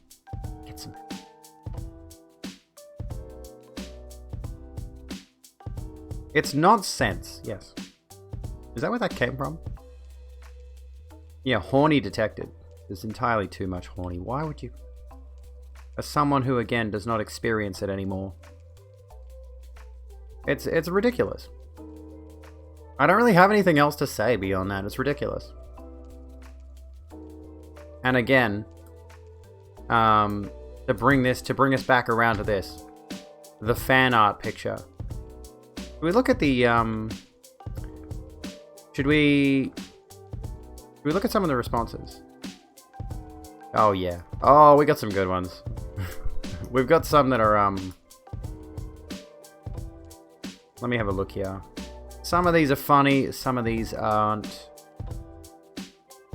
Oh my god, there's definitely some stuff in the responses to this that I cannot show on stream. Anyway, I'm live, Charters, how's it going? Shit was wild. Followed me on Twitter. Why, thank you. Yeah, I gotta deal with transphobes all the time, honestly. And cis men. I gotta deal with transphobes and cis men, and a particular troll that we talked about earlier who is just... who needs to leave me alone. It's kind of unsettling how much they won't leave me. Anyway. Yeah, we were talking about this. Gotta start your day now, Detroit. Have a good one. Thank you so kindly for being here. We've discussed that this is a fan art from 2010, if we scroll down just a little bit. How the fuck am I supposed to aggressively beat the fuck out of my dick now? And that's not the old design, this is a fan art from 2010. And her 1996 design is much more toned down to whatever the heck you've shown as the original one. It's still, she was still sexualized in the original, yes. Which is kind of weird for a cartoon rabbit. But, you know, this new design is actually from the new movie. This is a fan art. This is what she originally looked like. And this dude is honestly, this perfectly encapsulates. However, this point is valid. But this is still kind of like, this crap is getting old. Let's get rid of everything with sex appeal because it offends a small percentage of people. A movie geared towards children shouldn't have sex appeal in it. Yes, of course, we should be teaching children about sex and sexuality so that they have an understanding of it and that they are capable to deal with it when they are of the correct age. But a kid's movie shouldn't have sexualization, shouldn't have sex appeal in it. It's weird. Don't do that. Why would he even say that it's sexy? It's a movie for children. But yes, he does have a good point here. Let's act like women with big boobs don't even... the point I was going to say is like, you know, the point I was going to make in response to this is like, there is the problem of treating women with big breasts as purely sexual people, right? Like, that is actually a systemic problem that we do have. You see it routinely here on Twitch, all the time. It's a constant subject of discussion. There are always people complaining that a woman with breasts who happens to wear a shirt that reveals cleavage is using that to gain viewership, of course. You know, it's a cycle. It's just, and honestly, since going back on streamer Facebook, which was a bad idea, I've noticed that particular topic cycling over and over and over and over again. It's perpetual and it's a nightmare. There is nothing inherently sexual about a woman with big breasts. Oh yeah, my views are only from the bags of fat that hang off my chest. Some do, but like the general, don't go on Facebook. Good idea, Cora. Yes, some do, but I don't think... Dreaded Buzzkill, welcome to the Rogue Room. Sit down, grab a drink, chill out with us. I think the point that is to be made here about... Let me just pause for a second. Hang on. Okay, so... The problem with constantly bringing this up, the problem with bringing up the titty streamers thing, right, is it's never an argument in good faith. It's always a bad faith argument, right? Why I say it's a bad faith argument is these people will go out of their way to find the most sexualized streamers they can, who oftentimes are not actually breaking TOS, they're just using their sexual traits to their advantage, their sexualized traits to their advantage, And the men, it is routinely men or sometimes pick-me women, who bring this up always do so because they are envious of a woman using assets that she has that those men don't have to her advantage successfully, right? Nice hanging out for a bit. You're gonna have to wake up and push your cats away and get into a shower. Sounds good, Chatters. Thank you so kindly for swinging by. And yes, I have so much to talk about these topics as well, honestly. I need to check something. Am I actually following you? I think I am. Well, I am now. Here we go. Let's fix that. I don't know why I wasn't. I swear I did. Anyway. It is enjoyable to see titties. It is. It is quite enjoyable. Yes, stop creating a market for it and then whining when women take advantage of it. That is quite frankly the issue. You got the job. There you go. There you have it. I'm going to just put a stream marker here just because this is a good topic. Yes, the majority of the time, and this does relate to the Lola Bunny thing in a way, you know, here we have a character that was previously somewhat sexualized in the original interpretation of the character, who has now been desexualized in this sequel because it was unnecessary in the first place. And on the other side of this thing, it's like women with big breasts do exist. They do. They are a person. They're still a person, and there's no problem with them having a certain body type. But if they know that body type is going to bring them attention in some way, shape, or form, you still have to be entertaining. I am from Australia, yes. I'm from Australia, not Ireland. It's like, yeah, it's not your fault. It's no one's fault that they have big tits. So, and like I've seen a number of women I've seen a number of female streamers who've got big breasts and sometimes wear a low-cut top. Just pulling on my headphones here. They sometimes wear a low-cut top because they just want to wear a low-cut top. Did I see your redemption? What was it? Not for now, but for next time. Do you think we should discuss ghosts, but like, do they actually exist? Are people just imagining things that aren't there? I will give that a look. I'll give that a look, Hecklin. That's an interesting topic. Anyway, what was I going to say? Yeah, the significant number of women on this platform do have big tits because that's just a thing that happens with their body. They just develop them. And there are women I've watched when they're wearing a turtleneck, when they're wearing like a regular t-shirt, and when they're wearing a low-cut top. Their personality is not their tits, dude. Like, that's not... They are an entertaining streamer of their own volition. They're nice to hang out in their streams with. And in that regard, I can see why they have viewers, because they're actually engaging and entertaining to watch. More so than, I've noticed this a few times, I've taken to whenever I see these particular people complaining about the titty streamers yet again, I've taken to looking up their Twitch profile, going and seeing what kind of content they put out, and you want to know the trend? You want to know the trend that I have seen about the blokes who complain about titty streamers? Do you want to hear it? Do you want to hear the little bit of sociology I've been doing? You want to hear it? All of these men that go on Facebook, go on Twitter, and complain about the booby streamers stealing my views. Fortnite, Warzone, Apex, Valorant, major popular first-person shooters, massively oversaturated categories. If they have a face cam, they don't have any significant overlay or anything interesting about their streams. I watched a guy today. I went and checked out his VOD after he complained about some stuff. There was a solid 5 minutes of him roaming around the map in Apex doing fuck all. Didn't say a fucking word. Was complaining about viewers. Complaining about how he couldn't get viewers because of female streamers. No. You can't get viewers because you're fucking boring. You are a boring fucking streamer.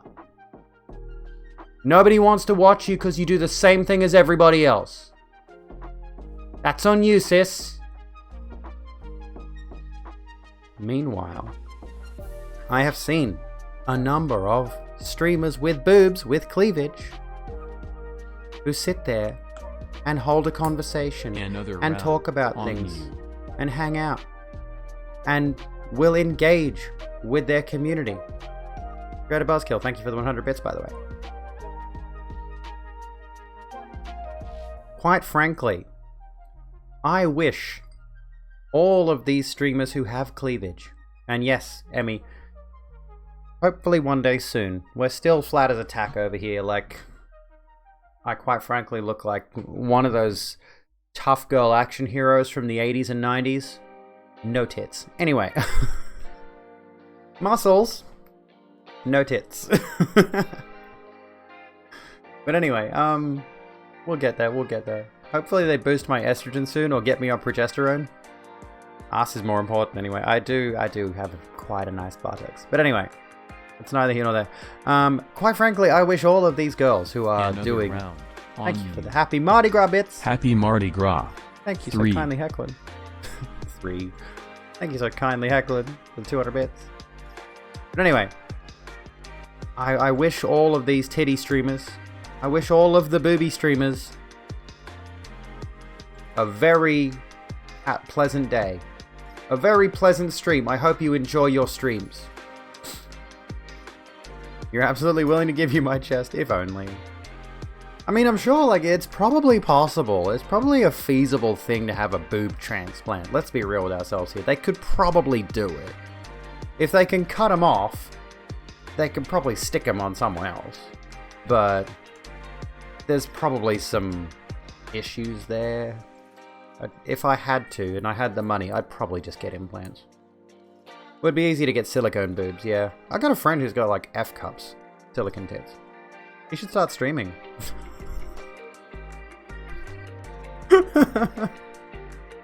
But really, that's all it takes. Honestly, that's the thing that always strikes me about the titty streamers debacle. Is it's always the same shit, time after time, again and again. It's cyclical. They always do say the same things. Like, I can't believe I can go live and have, you know, a fun and interesting stream. I'm such a good and interesting streamer, and yet I go on to the Just Chatting page, and there's these women, and they have cleavage. Also, by the way, another round on you. I need to beat. You need to beat? What does that mean, Hecklin? Thank you for the 100 bits, but that reads a certain way.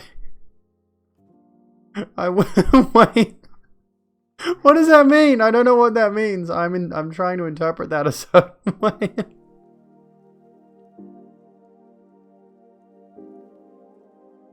Oh, fuck. How dare you have boobs while at the same time? How dare not have boobs? Oh, God. X had G-cups and it was so painful, and she has a bad back. Yeah, there's that problem too. And Emmy's out here with G-cups. Fucking... I imagine it's a nightmare. I don't know what the situation is with fake ones. We need to work on talking good on stream Twitch. That is honestly genuinely my first piece of advice for any streamer. If you are going to stream, you need to be able to hold people's attention. You need to be able to talk for a significant length of time about this, that, or the other.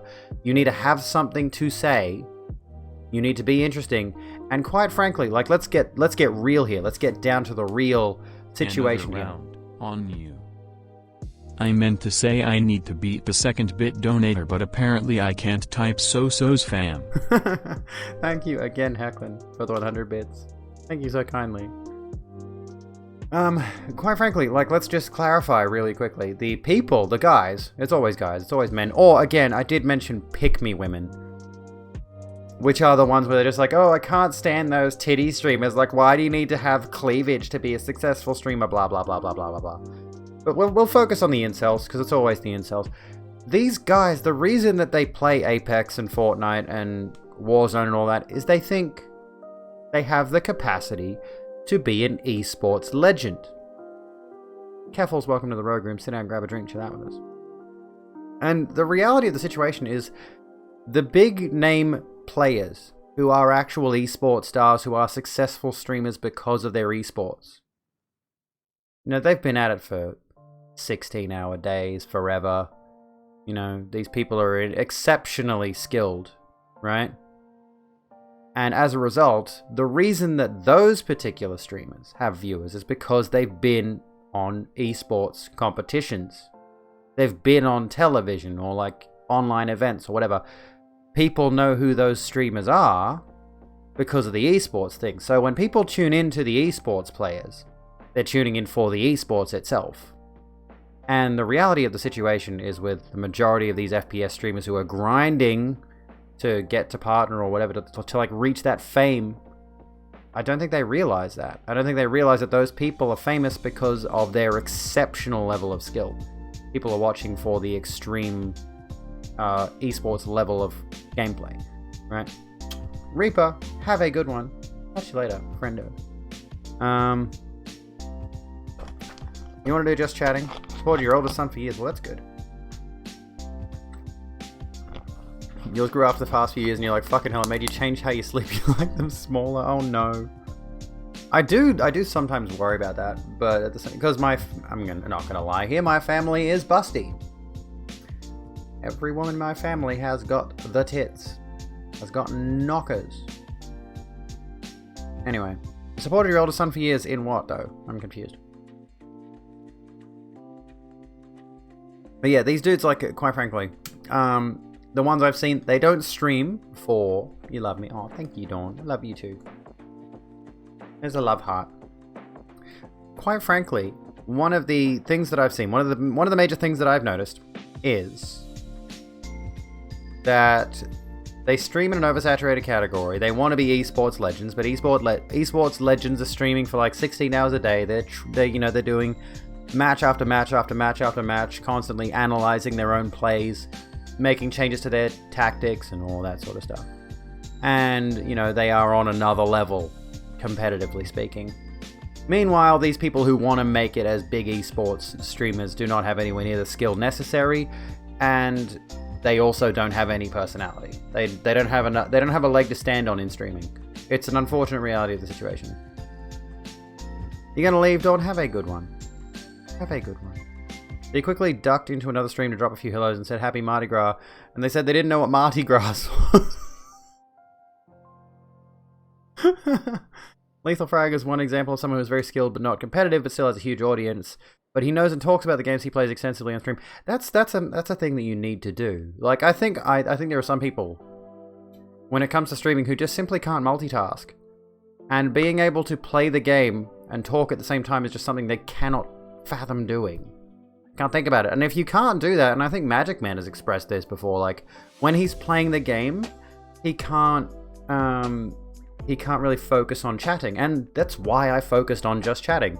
Sammy, like you were saying, about doing just chatting, you want to do it, but if there's no viewers, like, that seems like a terrifyingly depressing prospect. Just line up some topics to discuss and discuss them as best you can, and my advice would be to take the topics that you discuss your thoughts on the best, turn those into YouTube videos. Learn a bit about SEO, like uploading and tagging your videos correctly and stuff like that.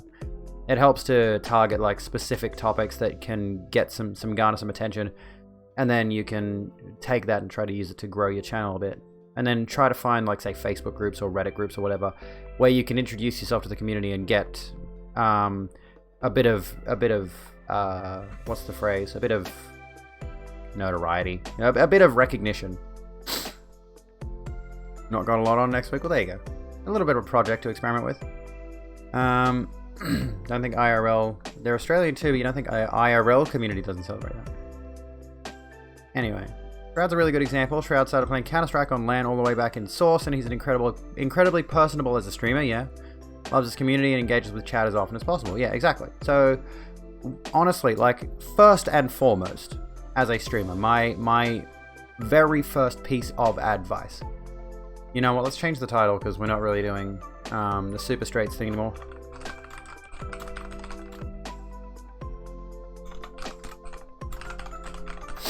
Streamer advice, because heck it, why not? One of the major pieces of streamer advice that I generally have is know how to talk. That should be priority number one. If you're going to stream, you need to know how to keep talking. And it's a skill. It takes time to develop it. It takes time to... And I mean, I'm nowhere near the level I would like to be. I watch a number of other streamers who are doing just chatting or doing this or that. And I'm like, how the fuck do they stay on topic so well? How do they manage to keep getting these ideas out so fluidly and continually?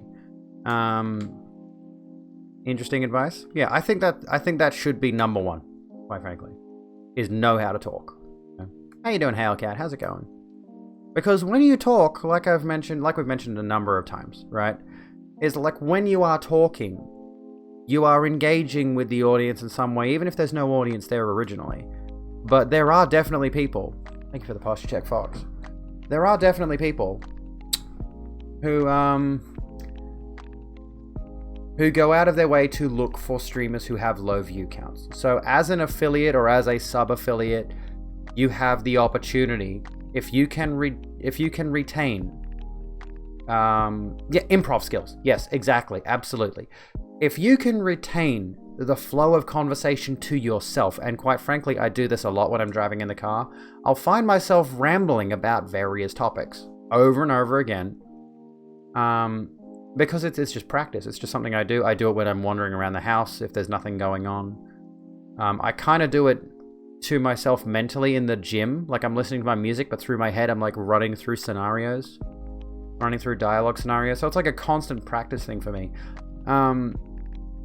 I think it very much helps to be able to practice that, to be able to realize when you are able to speak on a topic at length. As a content creator, there are some streamers who are good at this, and there are some YouTubers who, quite frankly, it's very obvious that they turn the camera on for their YouTube videos and they just go. And it's an incredible skill to have, especially like if they're doing like a daily YouTube thing, if they're doing YouTube videos daily, having the ability to just, here's a topic, I'm going to jot down some notes really quickly and just go. 10 minutes, ramble about this thing. And some people can do it really fluidly. It's an incredibly impressive skill to have. Talking is a skill. It always has been. So if you are doing a stream, if you are streaming, and you are unable to retain that flow of ideas, again, if you're playing a game and your gameplay is particularly interesting, that can retain viewership, of course. That can retain people's attention. But you need to supplement that with the conversation, in my personal opinion.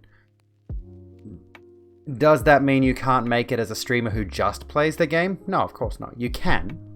Of course you can. But is it likely? No. Quite frankly. Because there are so many people on this platform playing video games already, some of them with no face cam or overlays whatsoever. They're just literally playing the game. There's so many people on this platform who are already doing that. And unless you're like looking for just pure gameplay footage of a game that just came out, generally speaking, that's not what people want to watch. They want to watch something that's interesting. They want to watch something that's, more than the game. You want the game to be the backdrop, and you want you to be the focus. You want the content that you create to be the, the primary aspect that draws people in.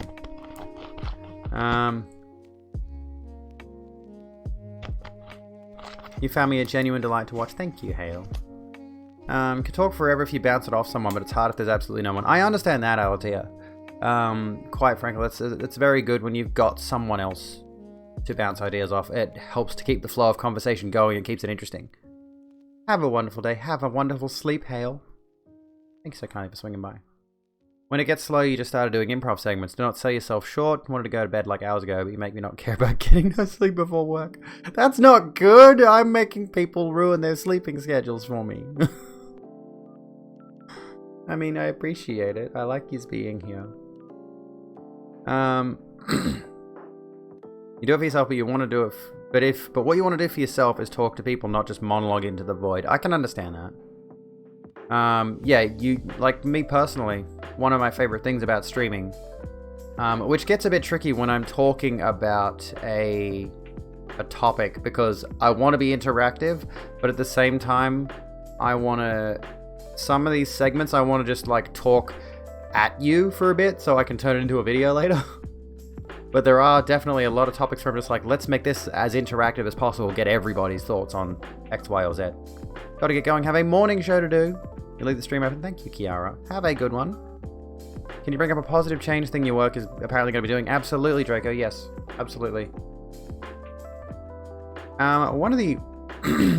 honestly, one of the first things I did when I first started streaming, that was always my intention when I started streaming. It was like, play a game, have the camera on, because I'd seen other streamers with their camera on, and the entire objective, way back when I started making content in 2010, which, again, I did that, and then I took, like, 7 years off. So, like, I started for about a year, I didn't really get anywhere, so I just sort of shelved it. But what I originally did was I did Minecraft streams with no face cam. And I just narrated. And honestly, my original Minecraft series, which sadly is completely gone now, there's no getting it back. I kind of regret that. I kind of regret that I deleted all those videos permanently. I don't have them stored anywhere. So, they're gone. It's kind of, I shouldn't have done that. Neither here nor there. But what I originally did in that Minecraft series was I just literally started recording, no editing, and I just talked for like 10, 15, 20, 30 minutes while I did the game. I think in later episodes I did start editing and chopping things down a bit, but originally my idea was just go. Just start streaming, start recording, talk about... not streaming, sorry. Just start recording, start talking, talk about what you're doing in the game. Like, narration is a really good skill to have. If you can look at the game that you're playing, if you are playing a game as a streamer, and tell the audience what's going on and explain perhaps your experiences with the game or your thoughts on how your gameplay has been progressing, what your goals are in the game next. Like, there's always something to talk about, so focus on talking about those things. You were part of a meeting last night at work for discussing issues and concerns with management, and they said our daily meetings before shift are going to involve a talk of allyship, since your work is now striving to fight social injustices, apparently. And they were like, do you know what an ally is? And I was like, yes, I do, actually. Fantastic. I'm glad to hear it. Tsurushi was just chatting. You can talk to yourself, but not for like 2 hours straight. You're way focused on trying to actually do stuff to do that. Well, in that case, I think it'd probably be better to find whatever it is that allows you to keep yourself occupied and talk about that thing. You know, that's the main focus there, is you should focus on talking about the thing that you are doing, whatever it is that your stream content is. And I think, honestly, like, if you were doing something that's not a video game, the thing that you're doing can, in that regard, become more interesting because it's different to all the video gaming content on the platform. There's more of a specific niche, as opposed to, look, I'm playing a first-person shooter like everyone else on the platform. You know, if I see someone whinging about how they're not getting any viewers, and I look at their streams and it's all Fortnite or all Call of Duty or all Valorant or whatever, I'm like, there's a reason no one's watching you. It's because there's a million other people doing the exact same game, doing the exact same thing, and it's just like, it's not interesting to watch. You know, if you want to watch some fun gameplay of a first-person shooter with an interactive streamer, chances are there are a ton more streamers in that category who are doing it far better than someone who's at 0 viewers. Now, I'm not lumping you in with COD play. I'm making a point about, honestly, the people who make these complaints in the first place. Blah. I've got water left. There's no more Coke. I had Coke, no sugar. Which feels kind of redundant. I've gone way over my calories for today. I don't know why I care about having Coke, no sugar, but we're here now. We are here now. I guess that's pretty much all I have to say. I suppose, like, the argument could be made, like, let's just say, for example, when I was playing Minecraft, it started out with me playing, and don't get me wrong, like, I didn't stick with Minecraft permanently until I got into, like, the hardcore runs, which was the tail end of my Minecraft streaming. I did switch it up, like, I played Minecraft for a while, and then I played Skyrim for a bit, and then Dark Souls, and then I went back to Minecraft after I got a PC, I think. And my content within that changed, however. You don't want to see the same game every time you watch? That's also a fair point, 7 of Cube. Need to go to bed? Have a good one, Hecklin. Thank you for being here. I appreciate you so much. You have a little convo in your head to be like, I don't know if I can be an ally for the LGBTQIA+. How can I be an ally if I'm a part of it? Trans pride worldwide. Trans liberation now. Look, I'm trying to wear this out in public more often. It's like my power ring. You can see the ring light on it, and it looks really cool. Like, there should be a jewel there. You try to find people playing Final Fantasy VII. It was funny, though. Your boobs brought them in, but you loved watching people scurry when you voice acted some of the male characters. That's great. If you play indie shit, then you're undiscoverable. That is where networking would come in hugely. Quite frankly, there is definitely an indie community on social media. definitely an indie community on social media. Seek out groups of people on like Facebook or Twitter or whatever.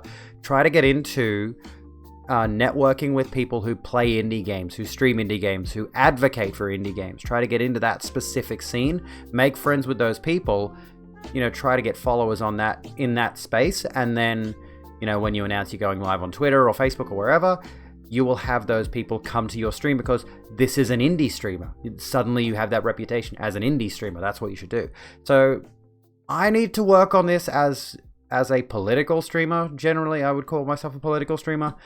I need to work on getting more into leftist political spaces to grow my audience in that space. I need to go and get myself recognized on Facebook. I'm getting a bit of recognition on Twitter with how often I talk about SJW bullshit that I do, which is me being an SJW. I've noticed I'm getting more, especially more followers from the queer community. I'm getting a lot more queer followers, which is super cool, because I am now recognized in some small fashion as a queer streamer. People know that I am LGBTQIA+.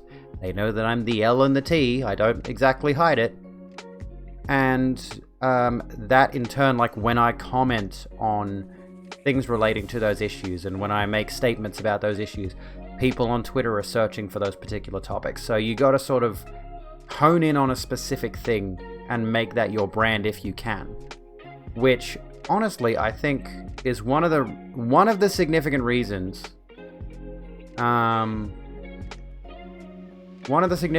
those shooter streamers are not getting anywhere is communities like, say, music or indie games or whatever. Like, there's a specific music scene on Twitch.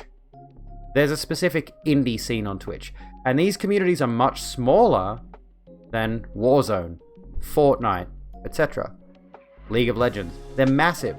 So if you're screeching into the void on Twitter talking about League of Legends all the time, and no one's picking up your tweets, and you're not, like, it's a combination of, like, are you saying stuff about League of Legends all the time and simultaneously not talking to anyone else about it? Like, are you just putting your thoughts out there and never interacting with anybody? That makes you invisible.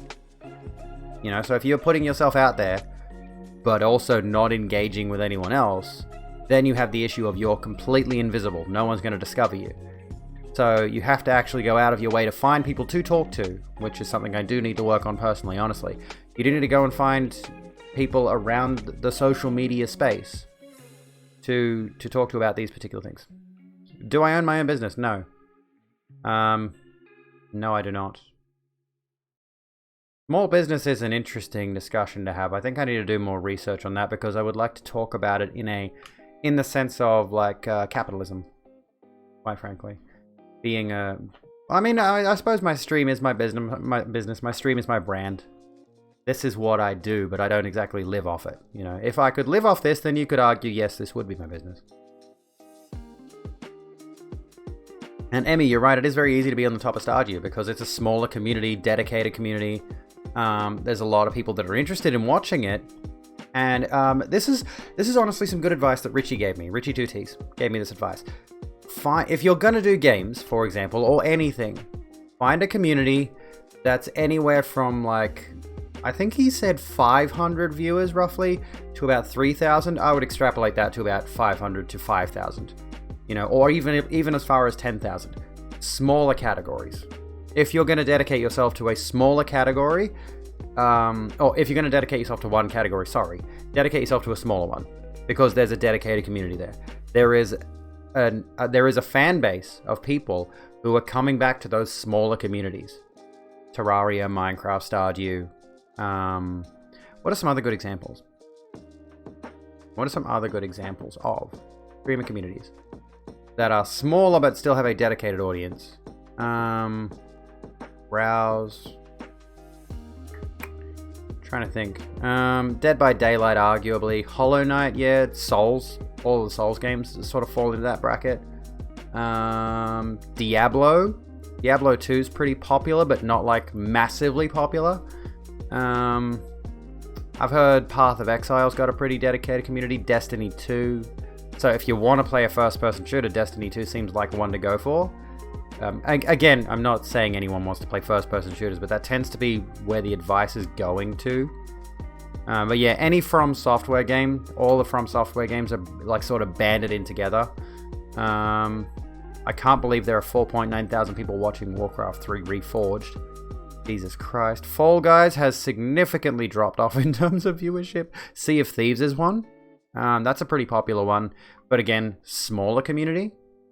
Crafting is a great one. The Sims, yes, definitely. Retro gaming. If you're a retro gamer, that's a good one. Because there's definitely a dedicated retro community. What else is there? And then we start getting into more obscure stuff. Yeah, Terraria is one I've mentioned. GeoGuessr is one that I've seen recently crop up a little bit. Which is an interesting little game there. The Mario games. Might go to sleep, Fox? Have a good one. Mario Maker and like Retro Mario, where they've got a third-party level editor thing. I forget what it is, but Grizzly does it all the time. Plays like modded Mario runs. There's definitely a dedicated community there of people that are watching that kind of thing. The only issue, of course, that I quite personally find with this kind of thing, with dedicating yourself to one particular community, is you run the risk of getting stuck in a category. This is what happened to me with Minecraft. I found that I could get really good views in Minecraft. Like, let me just go to my Twitch tracker page for a second. Don't go edit shortcut. My Minecraft streams were really fucking good. This says my average viewers was 15.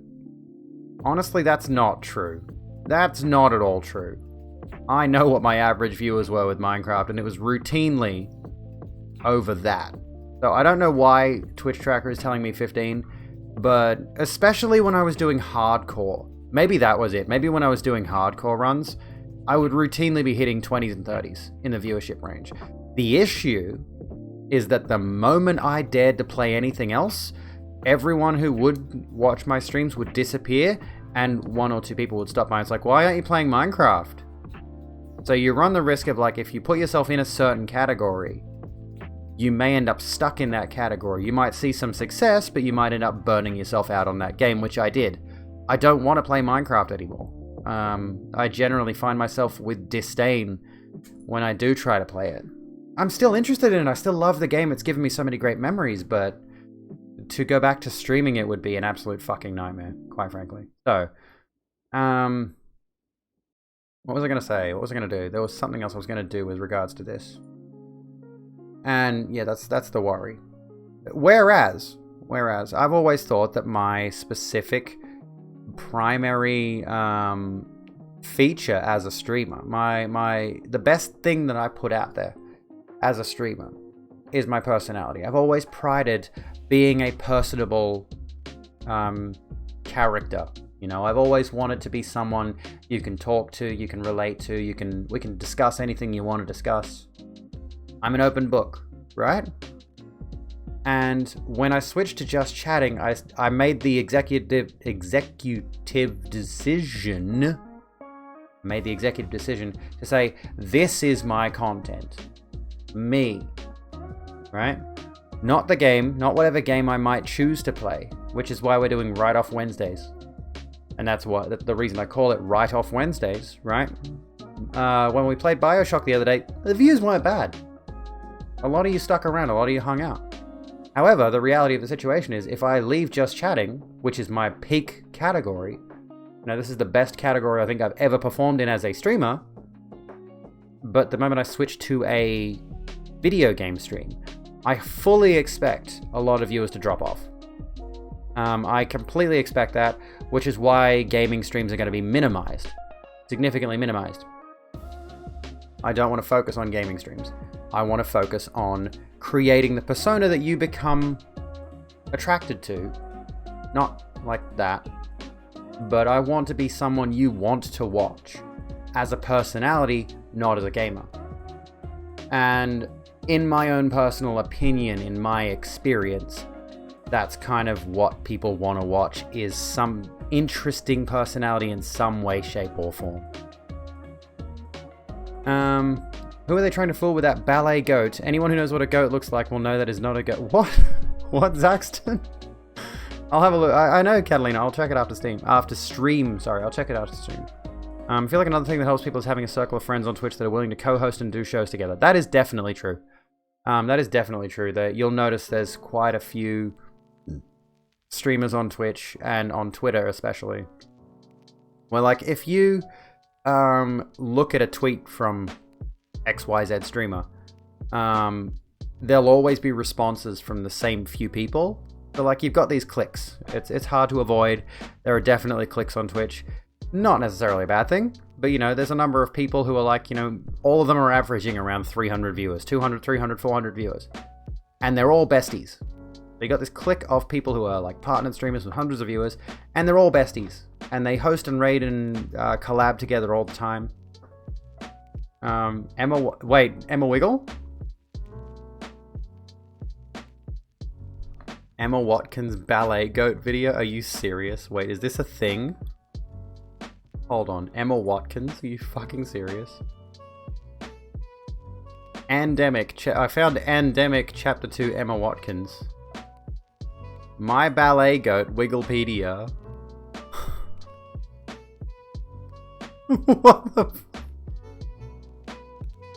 What the fuck are the Wiggles? Is that supposed to be a goat, is it? What the fuck are the Wiggles? Are the Wiggles okay? They haven't been okay for a very long time. Fuck. Bruh. We don't care about Space Jam Lola Bunny anymore. Were they ever okay? The originals were okay. I feel like the new Wiggles, honestly, genuinely, not even kidding here, as someone who has kids who watch the Wiggles, as someone who loved the Wiggles as a kid, new Wiggles do not hold a candle to old Wiggles. They simply do not. The quality is not there. I don't mind Emma, and I don't mind Lockie, and I don't mind Simon. They're okay, but they're just not the same. The literal level of creativity and musical finesse that the original Wiggles put out is unparalleled compared to these new Wiggles. Quite frankly, the reason we have new Wiggles is simply because the brand has staying power. So they've stayed relevant, sheerly on that, like purely based on that. But ballet go. Childhood was pre-Wiggles and you're glad of it? Well, there you go. They've been around for a while, honestly. They have been around for a while. Well, I think we've pretty much wrapped up everything I have to say on like streamer advice. Is there anything else we want to discuss? Is there any other topics that we could talk about? Girl in the white tutu, that's a girl dressed as a goat. It's the worst goat costume ever.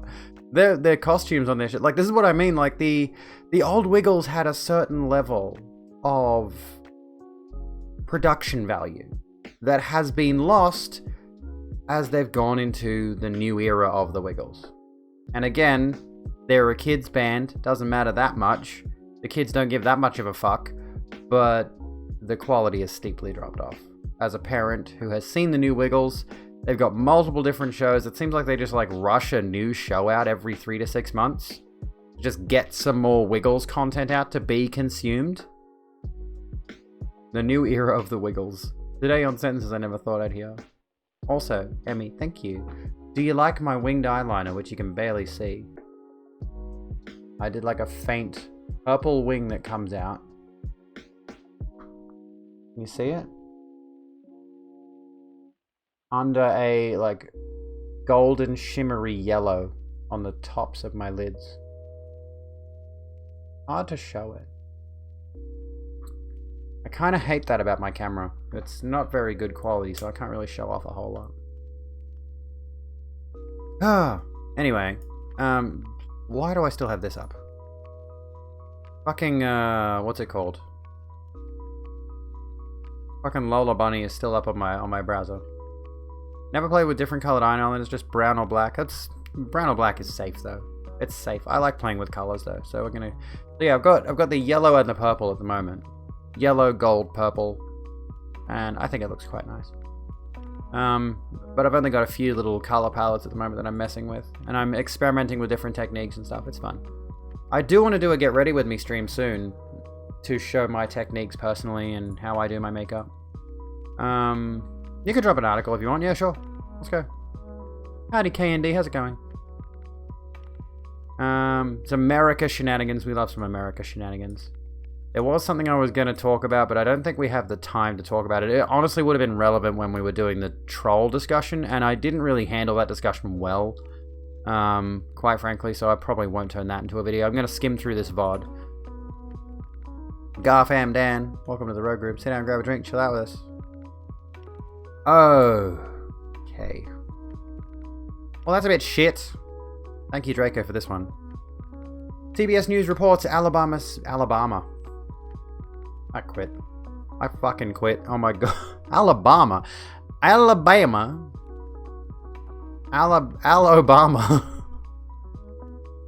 The lesser known Obama, brother. Alabama Senate votes to make hormone therapy and surgery for trans youth a felony. You can tell how I feel about that.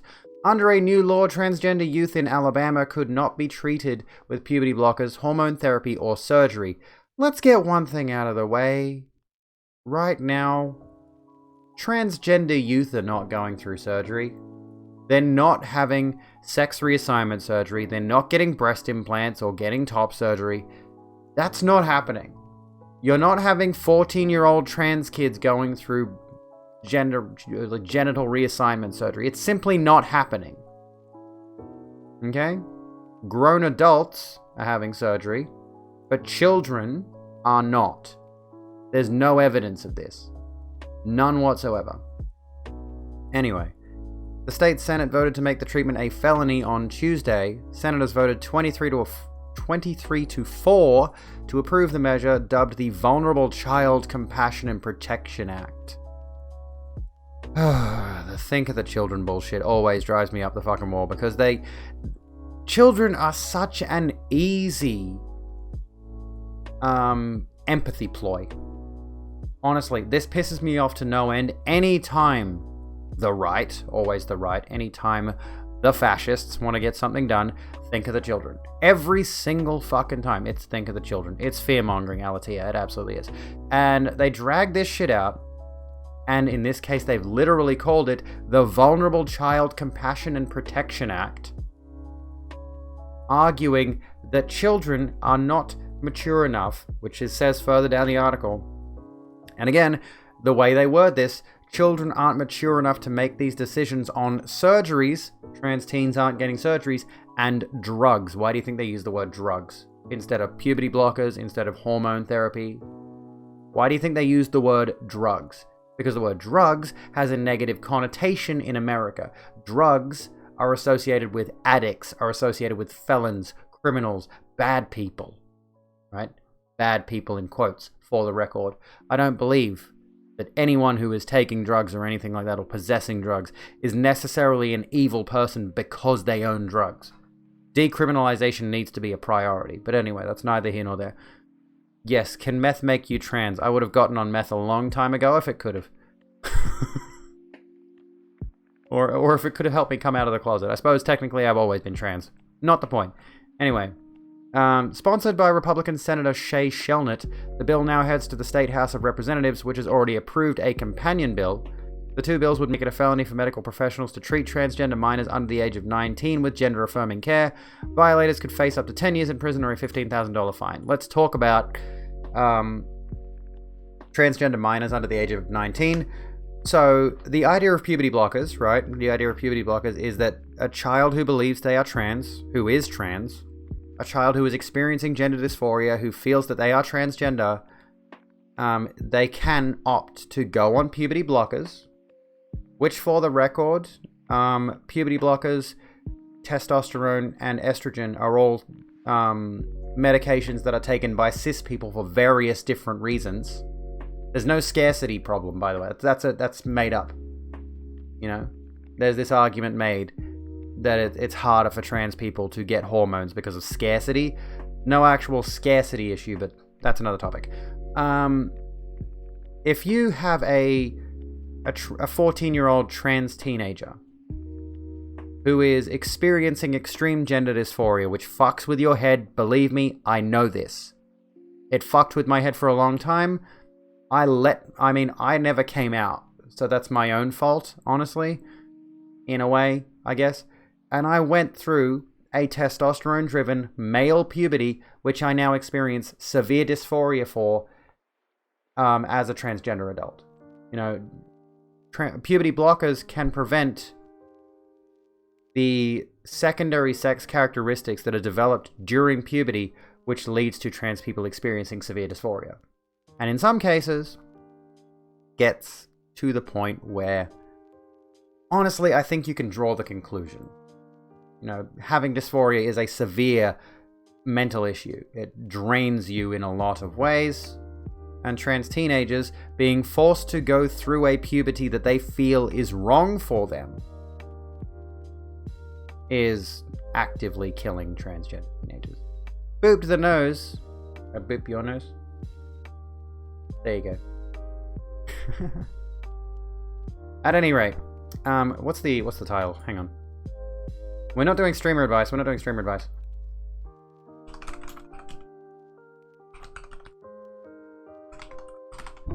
We'll change that. Anyway. Aww. No, oh, I know why.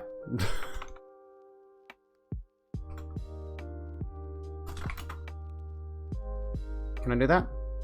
Oh my god. Maybe if I, There we go. Save transgender teens. Anyway, as we were saying, the important thing about puberty blockers is that it allows transgender teenagers to put a stop on the puberty that they feel does not align with their gender identity. And then later on, we have done streamer advice, but we can do some more a little bit later on. We have a good one, Epo. Like, thank you so kindly for being here. What was I going to say? Puberty blockers allow you to, like, basically put a stopper on your puberty from happening. And those secondary sex characteristics, I think it's like for testosterone-driven puberty, it's a broadening of the shoulders, like your face shape changes, your voice deepens, you start growing more bodily hair, you know. And taking puberty blockers prevents those things from happening. Now, the argument that is often made against puberty blockers is that they're an experimental drug and we don't know if the effects are reversible. Both of those are blatant lies. I mean, it's an experimental drug, yes, but so is literally every other medication on the planet. Medicine, science, is experimentation. It always has been, it always will be, it's a bad faith argument. And as for it being reversible, there are a number of studies, again, experimentation, medicine, that's how this works, to suggest that it is entirely reversible, because if you have, say, an assigned male at birth trans teenager who takes puberty blockers for a few years and then decides, maybe I'm not trans, I'm just going to come off these puberty blockers, if their puberty has been stalled by the puberty blockers for, say, 3 years, if they need to, they can get on testosterone and supplement. Like, they can literally take the hormones that an assigned female at birth trans man would take. They can just literally take testosterone if they want to have a male puberty. Are you like a simp now? No, you're not a simp. Some thoughts on your Itch.io stream idea. We'll come back to this in just a sec. Play free games, give free publicity to mega indie games. Jump on Itch.io and stream whatever. Yeah, that's a good idea. You could definitely experiment with that. Again, find the community for it, and make sure to like make some friends in that community. Find other people doing the same idea. Anyway, K&D, as you were saying, there was a Thanksgiving... Sorry, I've been missing chat, but I've been getting these thoughts out of my head while I've got them. There was a Thanksgiving about 2 years ago. Again, family is super right, and somehow or another, the topic of trans people got brought up, because it always does. We're a hot topic right now, and your uncle told your girlfriend that if any of her confused-ass retarded friends followed his children into the restroom, he'd happily go to prison. basically making the assumption that trans people were rapists. America is so fucked. I fucking hate that dude. I fucking hate that dude. How do you deal with transphobic peeps? I delete their messages and I ignore them, generally speaking. Or, I talk about why transphobia is bad and how it's killing people. I try to appeal to their sense of reason and rationality and humanity if I can, but some people are legitimate psychopaths who are just made confident by the anonymity of the internet. And yeah, of course he's subscribed to XQC. What a shock that is. Anyway. As we were saying, yes, puberty blockers can put a halt on your puberty.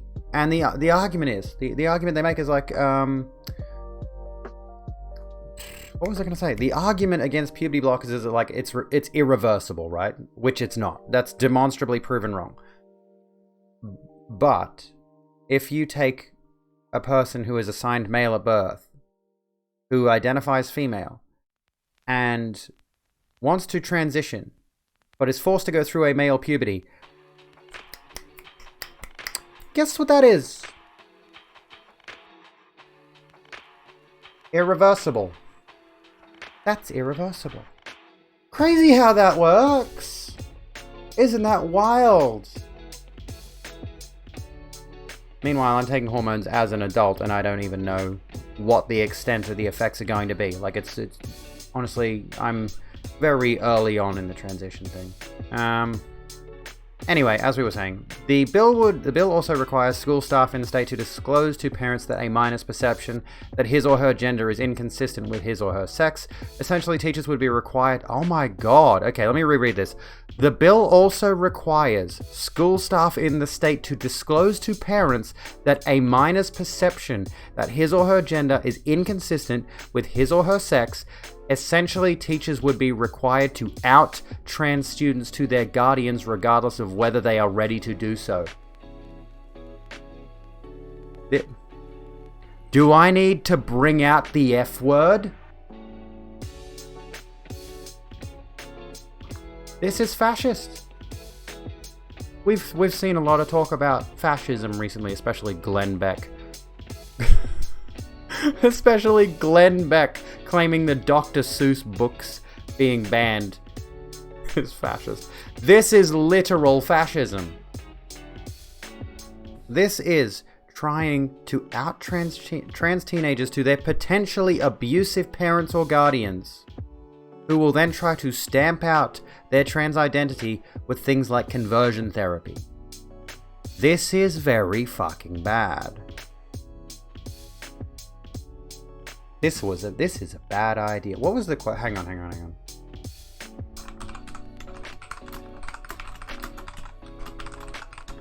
I'm just going to recite a piece of philosophy that I quite enjoy by Douglas Adams.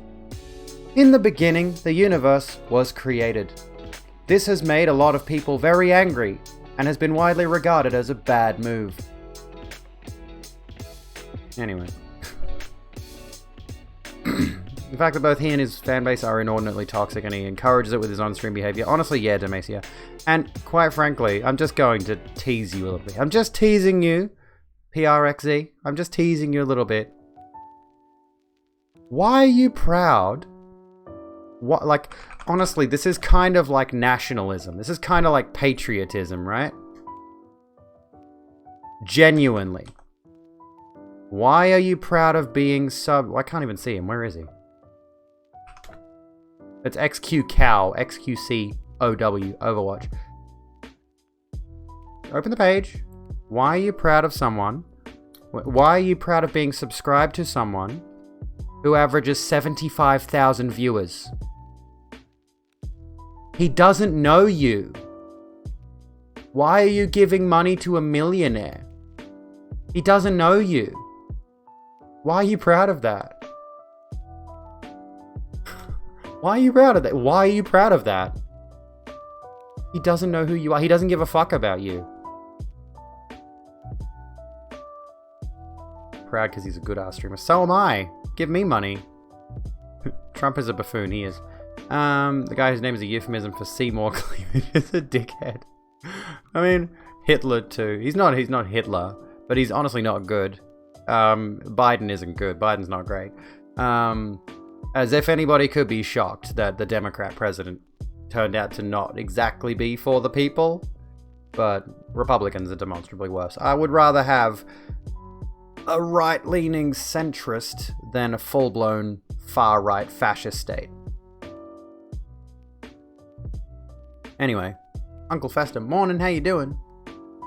Anyway, we come back around to this thing. Children aren't mature enough to make these decisions on surgeries and drugs, which completely removes the agency of children, which is always a bad thing, honestly. Like, if you remove the agency of children, especially with regards to their gender identity, with regards to things that can have severe impacts on them psychologically. If you take away their agency, it can have severe impacts.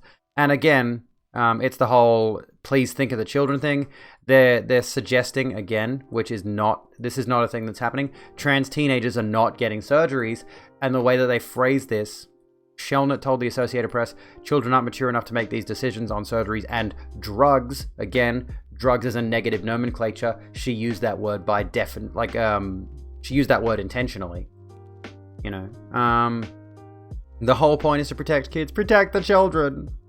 While similar measures have been considered across the country, Alabama would be the first state to pass such a bill. Parents, members of the transgender communities, and medical experts opposed to the bills say it is dangerous and that lawmakers do not understand the already difficult process to receive gender-affirming care. This is honestly a huge thing, massive, massive thing that always comes up in these kinds of discussions. Cisgender people. Because let's be honest with everyone here, none of the people involved in passing this bill are transgender. These are cisgender people making decisions, political decisions that affect transgender people that have no idea what they're talking about. These are people who are using their opinions on trans people, which are toxic and discriminatory and genocidal, literally fascistic, to try to stamp out transgender people. That's what they're doing with this. The bills run counter to medical science, prevailing the standards of treatment for transgender youth and basic human dignity, the American Civil Liberties Union of Alabama said in a statement. During Tuesday's debate, Shelnut said he has never spoken to a transgender youth before. So Jay Shelnut is... I saw Shay and I assumed female. Sorry. Anyway, Shelnut said he has never spoken to a transgender youth before, adding that he did not know such treatments were being done in the state when he introduced the bill last year. Literally what I just fucking said. These people have no idea what they're talking about. These people have no idea what they're talking about, and they are passing legislation to kill transgender teenagers. They are passing legislation that will directly lead to more deaths of transgender teenagers. Directly. SB 10 has passed the Alabama State Senate. This is from Human Rights Campaign. This is a tweet. The companion bill HB 1 has not yet passed the House. We need everyone to speak out before Alabama criminalizes gender-affirming care for trans kids. If you live in Alabama, please call your legislators and tell them to vote no on HB 1. The Alabama ACLU, along with the Southern Poverty Law Center Action Fund, AIDS Alabama, and several other groups, organized in-person and visual protests against the bills on Tuesday. Lawmakers are insisting that they know what's best for transgender young people and ignoring the recommendations of medical experts, including the American Academy of Pediatrics, the American Medical Association, and more. Allison Scott, a director at the Campaign for Southern Equality, said in a statement Tuesday. It's effectively endangering many possible lifelines for a transgender child. Under this bill, they can't go to their doctor for help, and they can't seek counsel or comfort from their teachers or school staff. Yeah. I can't say it any better than that, quite frankly. And there's some signs here. There's some protest signs. Gender is the poetry each of us makes out of the language we are taught. Protect trans youth. Transgender people belong. Parents against HB 1, SB 10, and HB 391. I'm so, honestly, I am so happy to see supportive parents of trans kids. It is such a good thing to see. It is such a good thing to see. Protesters in support of transgender rights. Oh, well, that's just the subtitle on the thing. The House is also currently considering House Bill 391, which would ban trans youth from playing on school sports teams that align with their gender identity.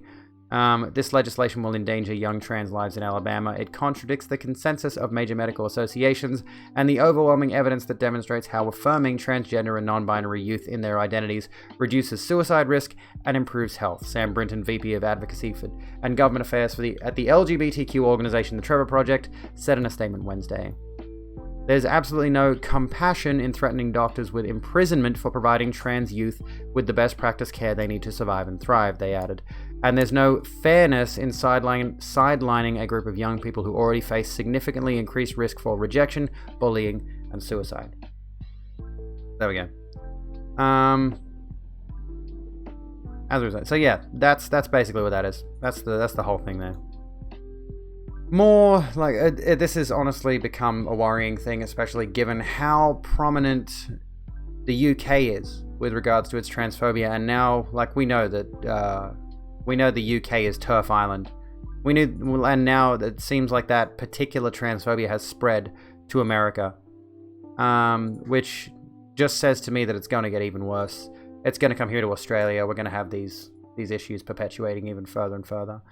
And yeah, like I mentioned in the article, they use specific types of language to make their points. They use, for example, they said that these trans teenagers are getting surgeries. They're not getting surgeries. They said instead of referring to hormone replacement therapy and puberty blockers, they refer to them as drugs. They're using demonizing language.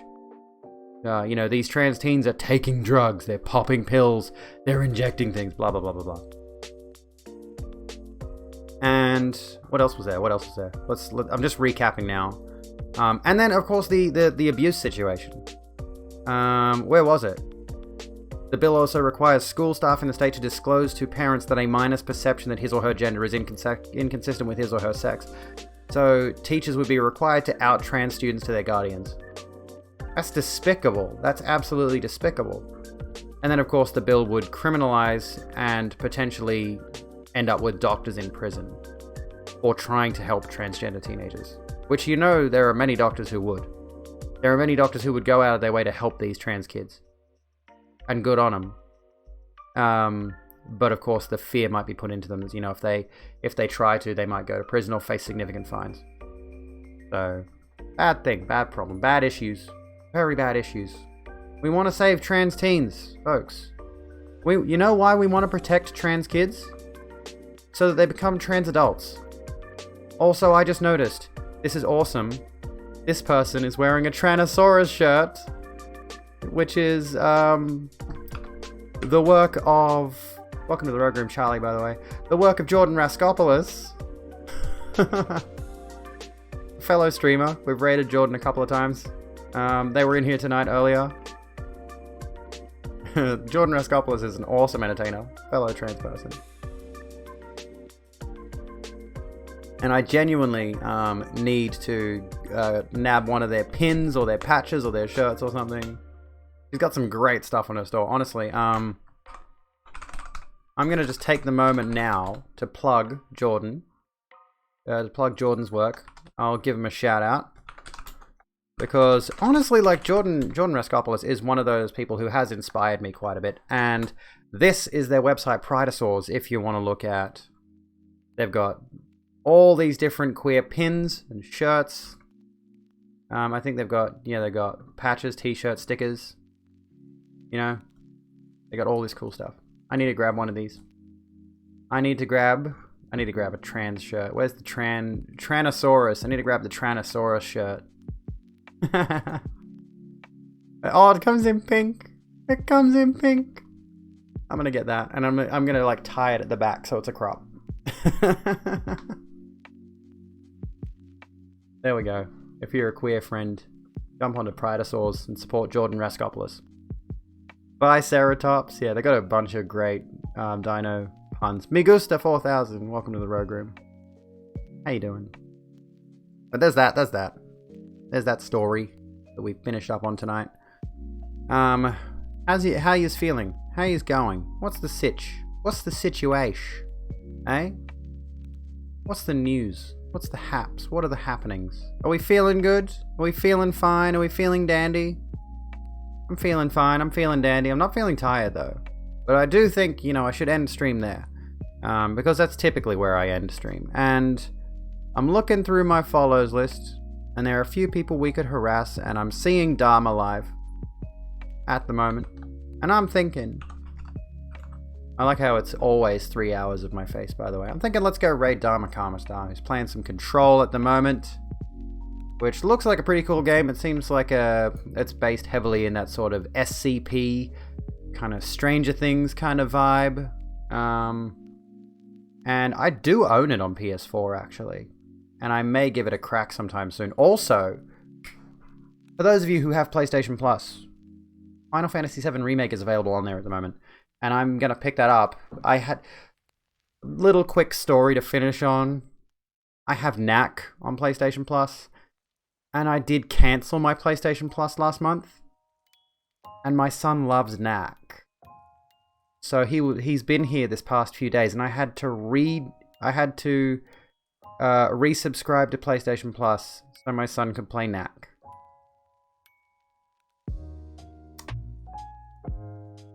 So now I'm going to get Final Fantasy VII Remake. Anyway, thank you everybody for hanging out tonight. You've all been lovely. Thank you for complimenting my eyeliner, by the way. And I will see you when I'm looking at you. Ta-ta. Have a good one. Say hi to Dharma for me. I mean, I'm going to be there. I love your faces.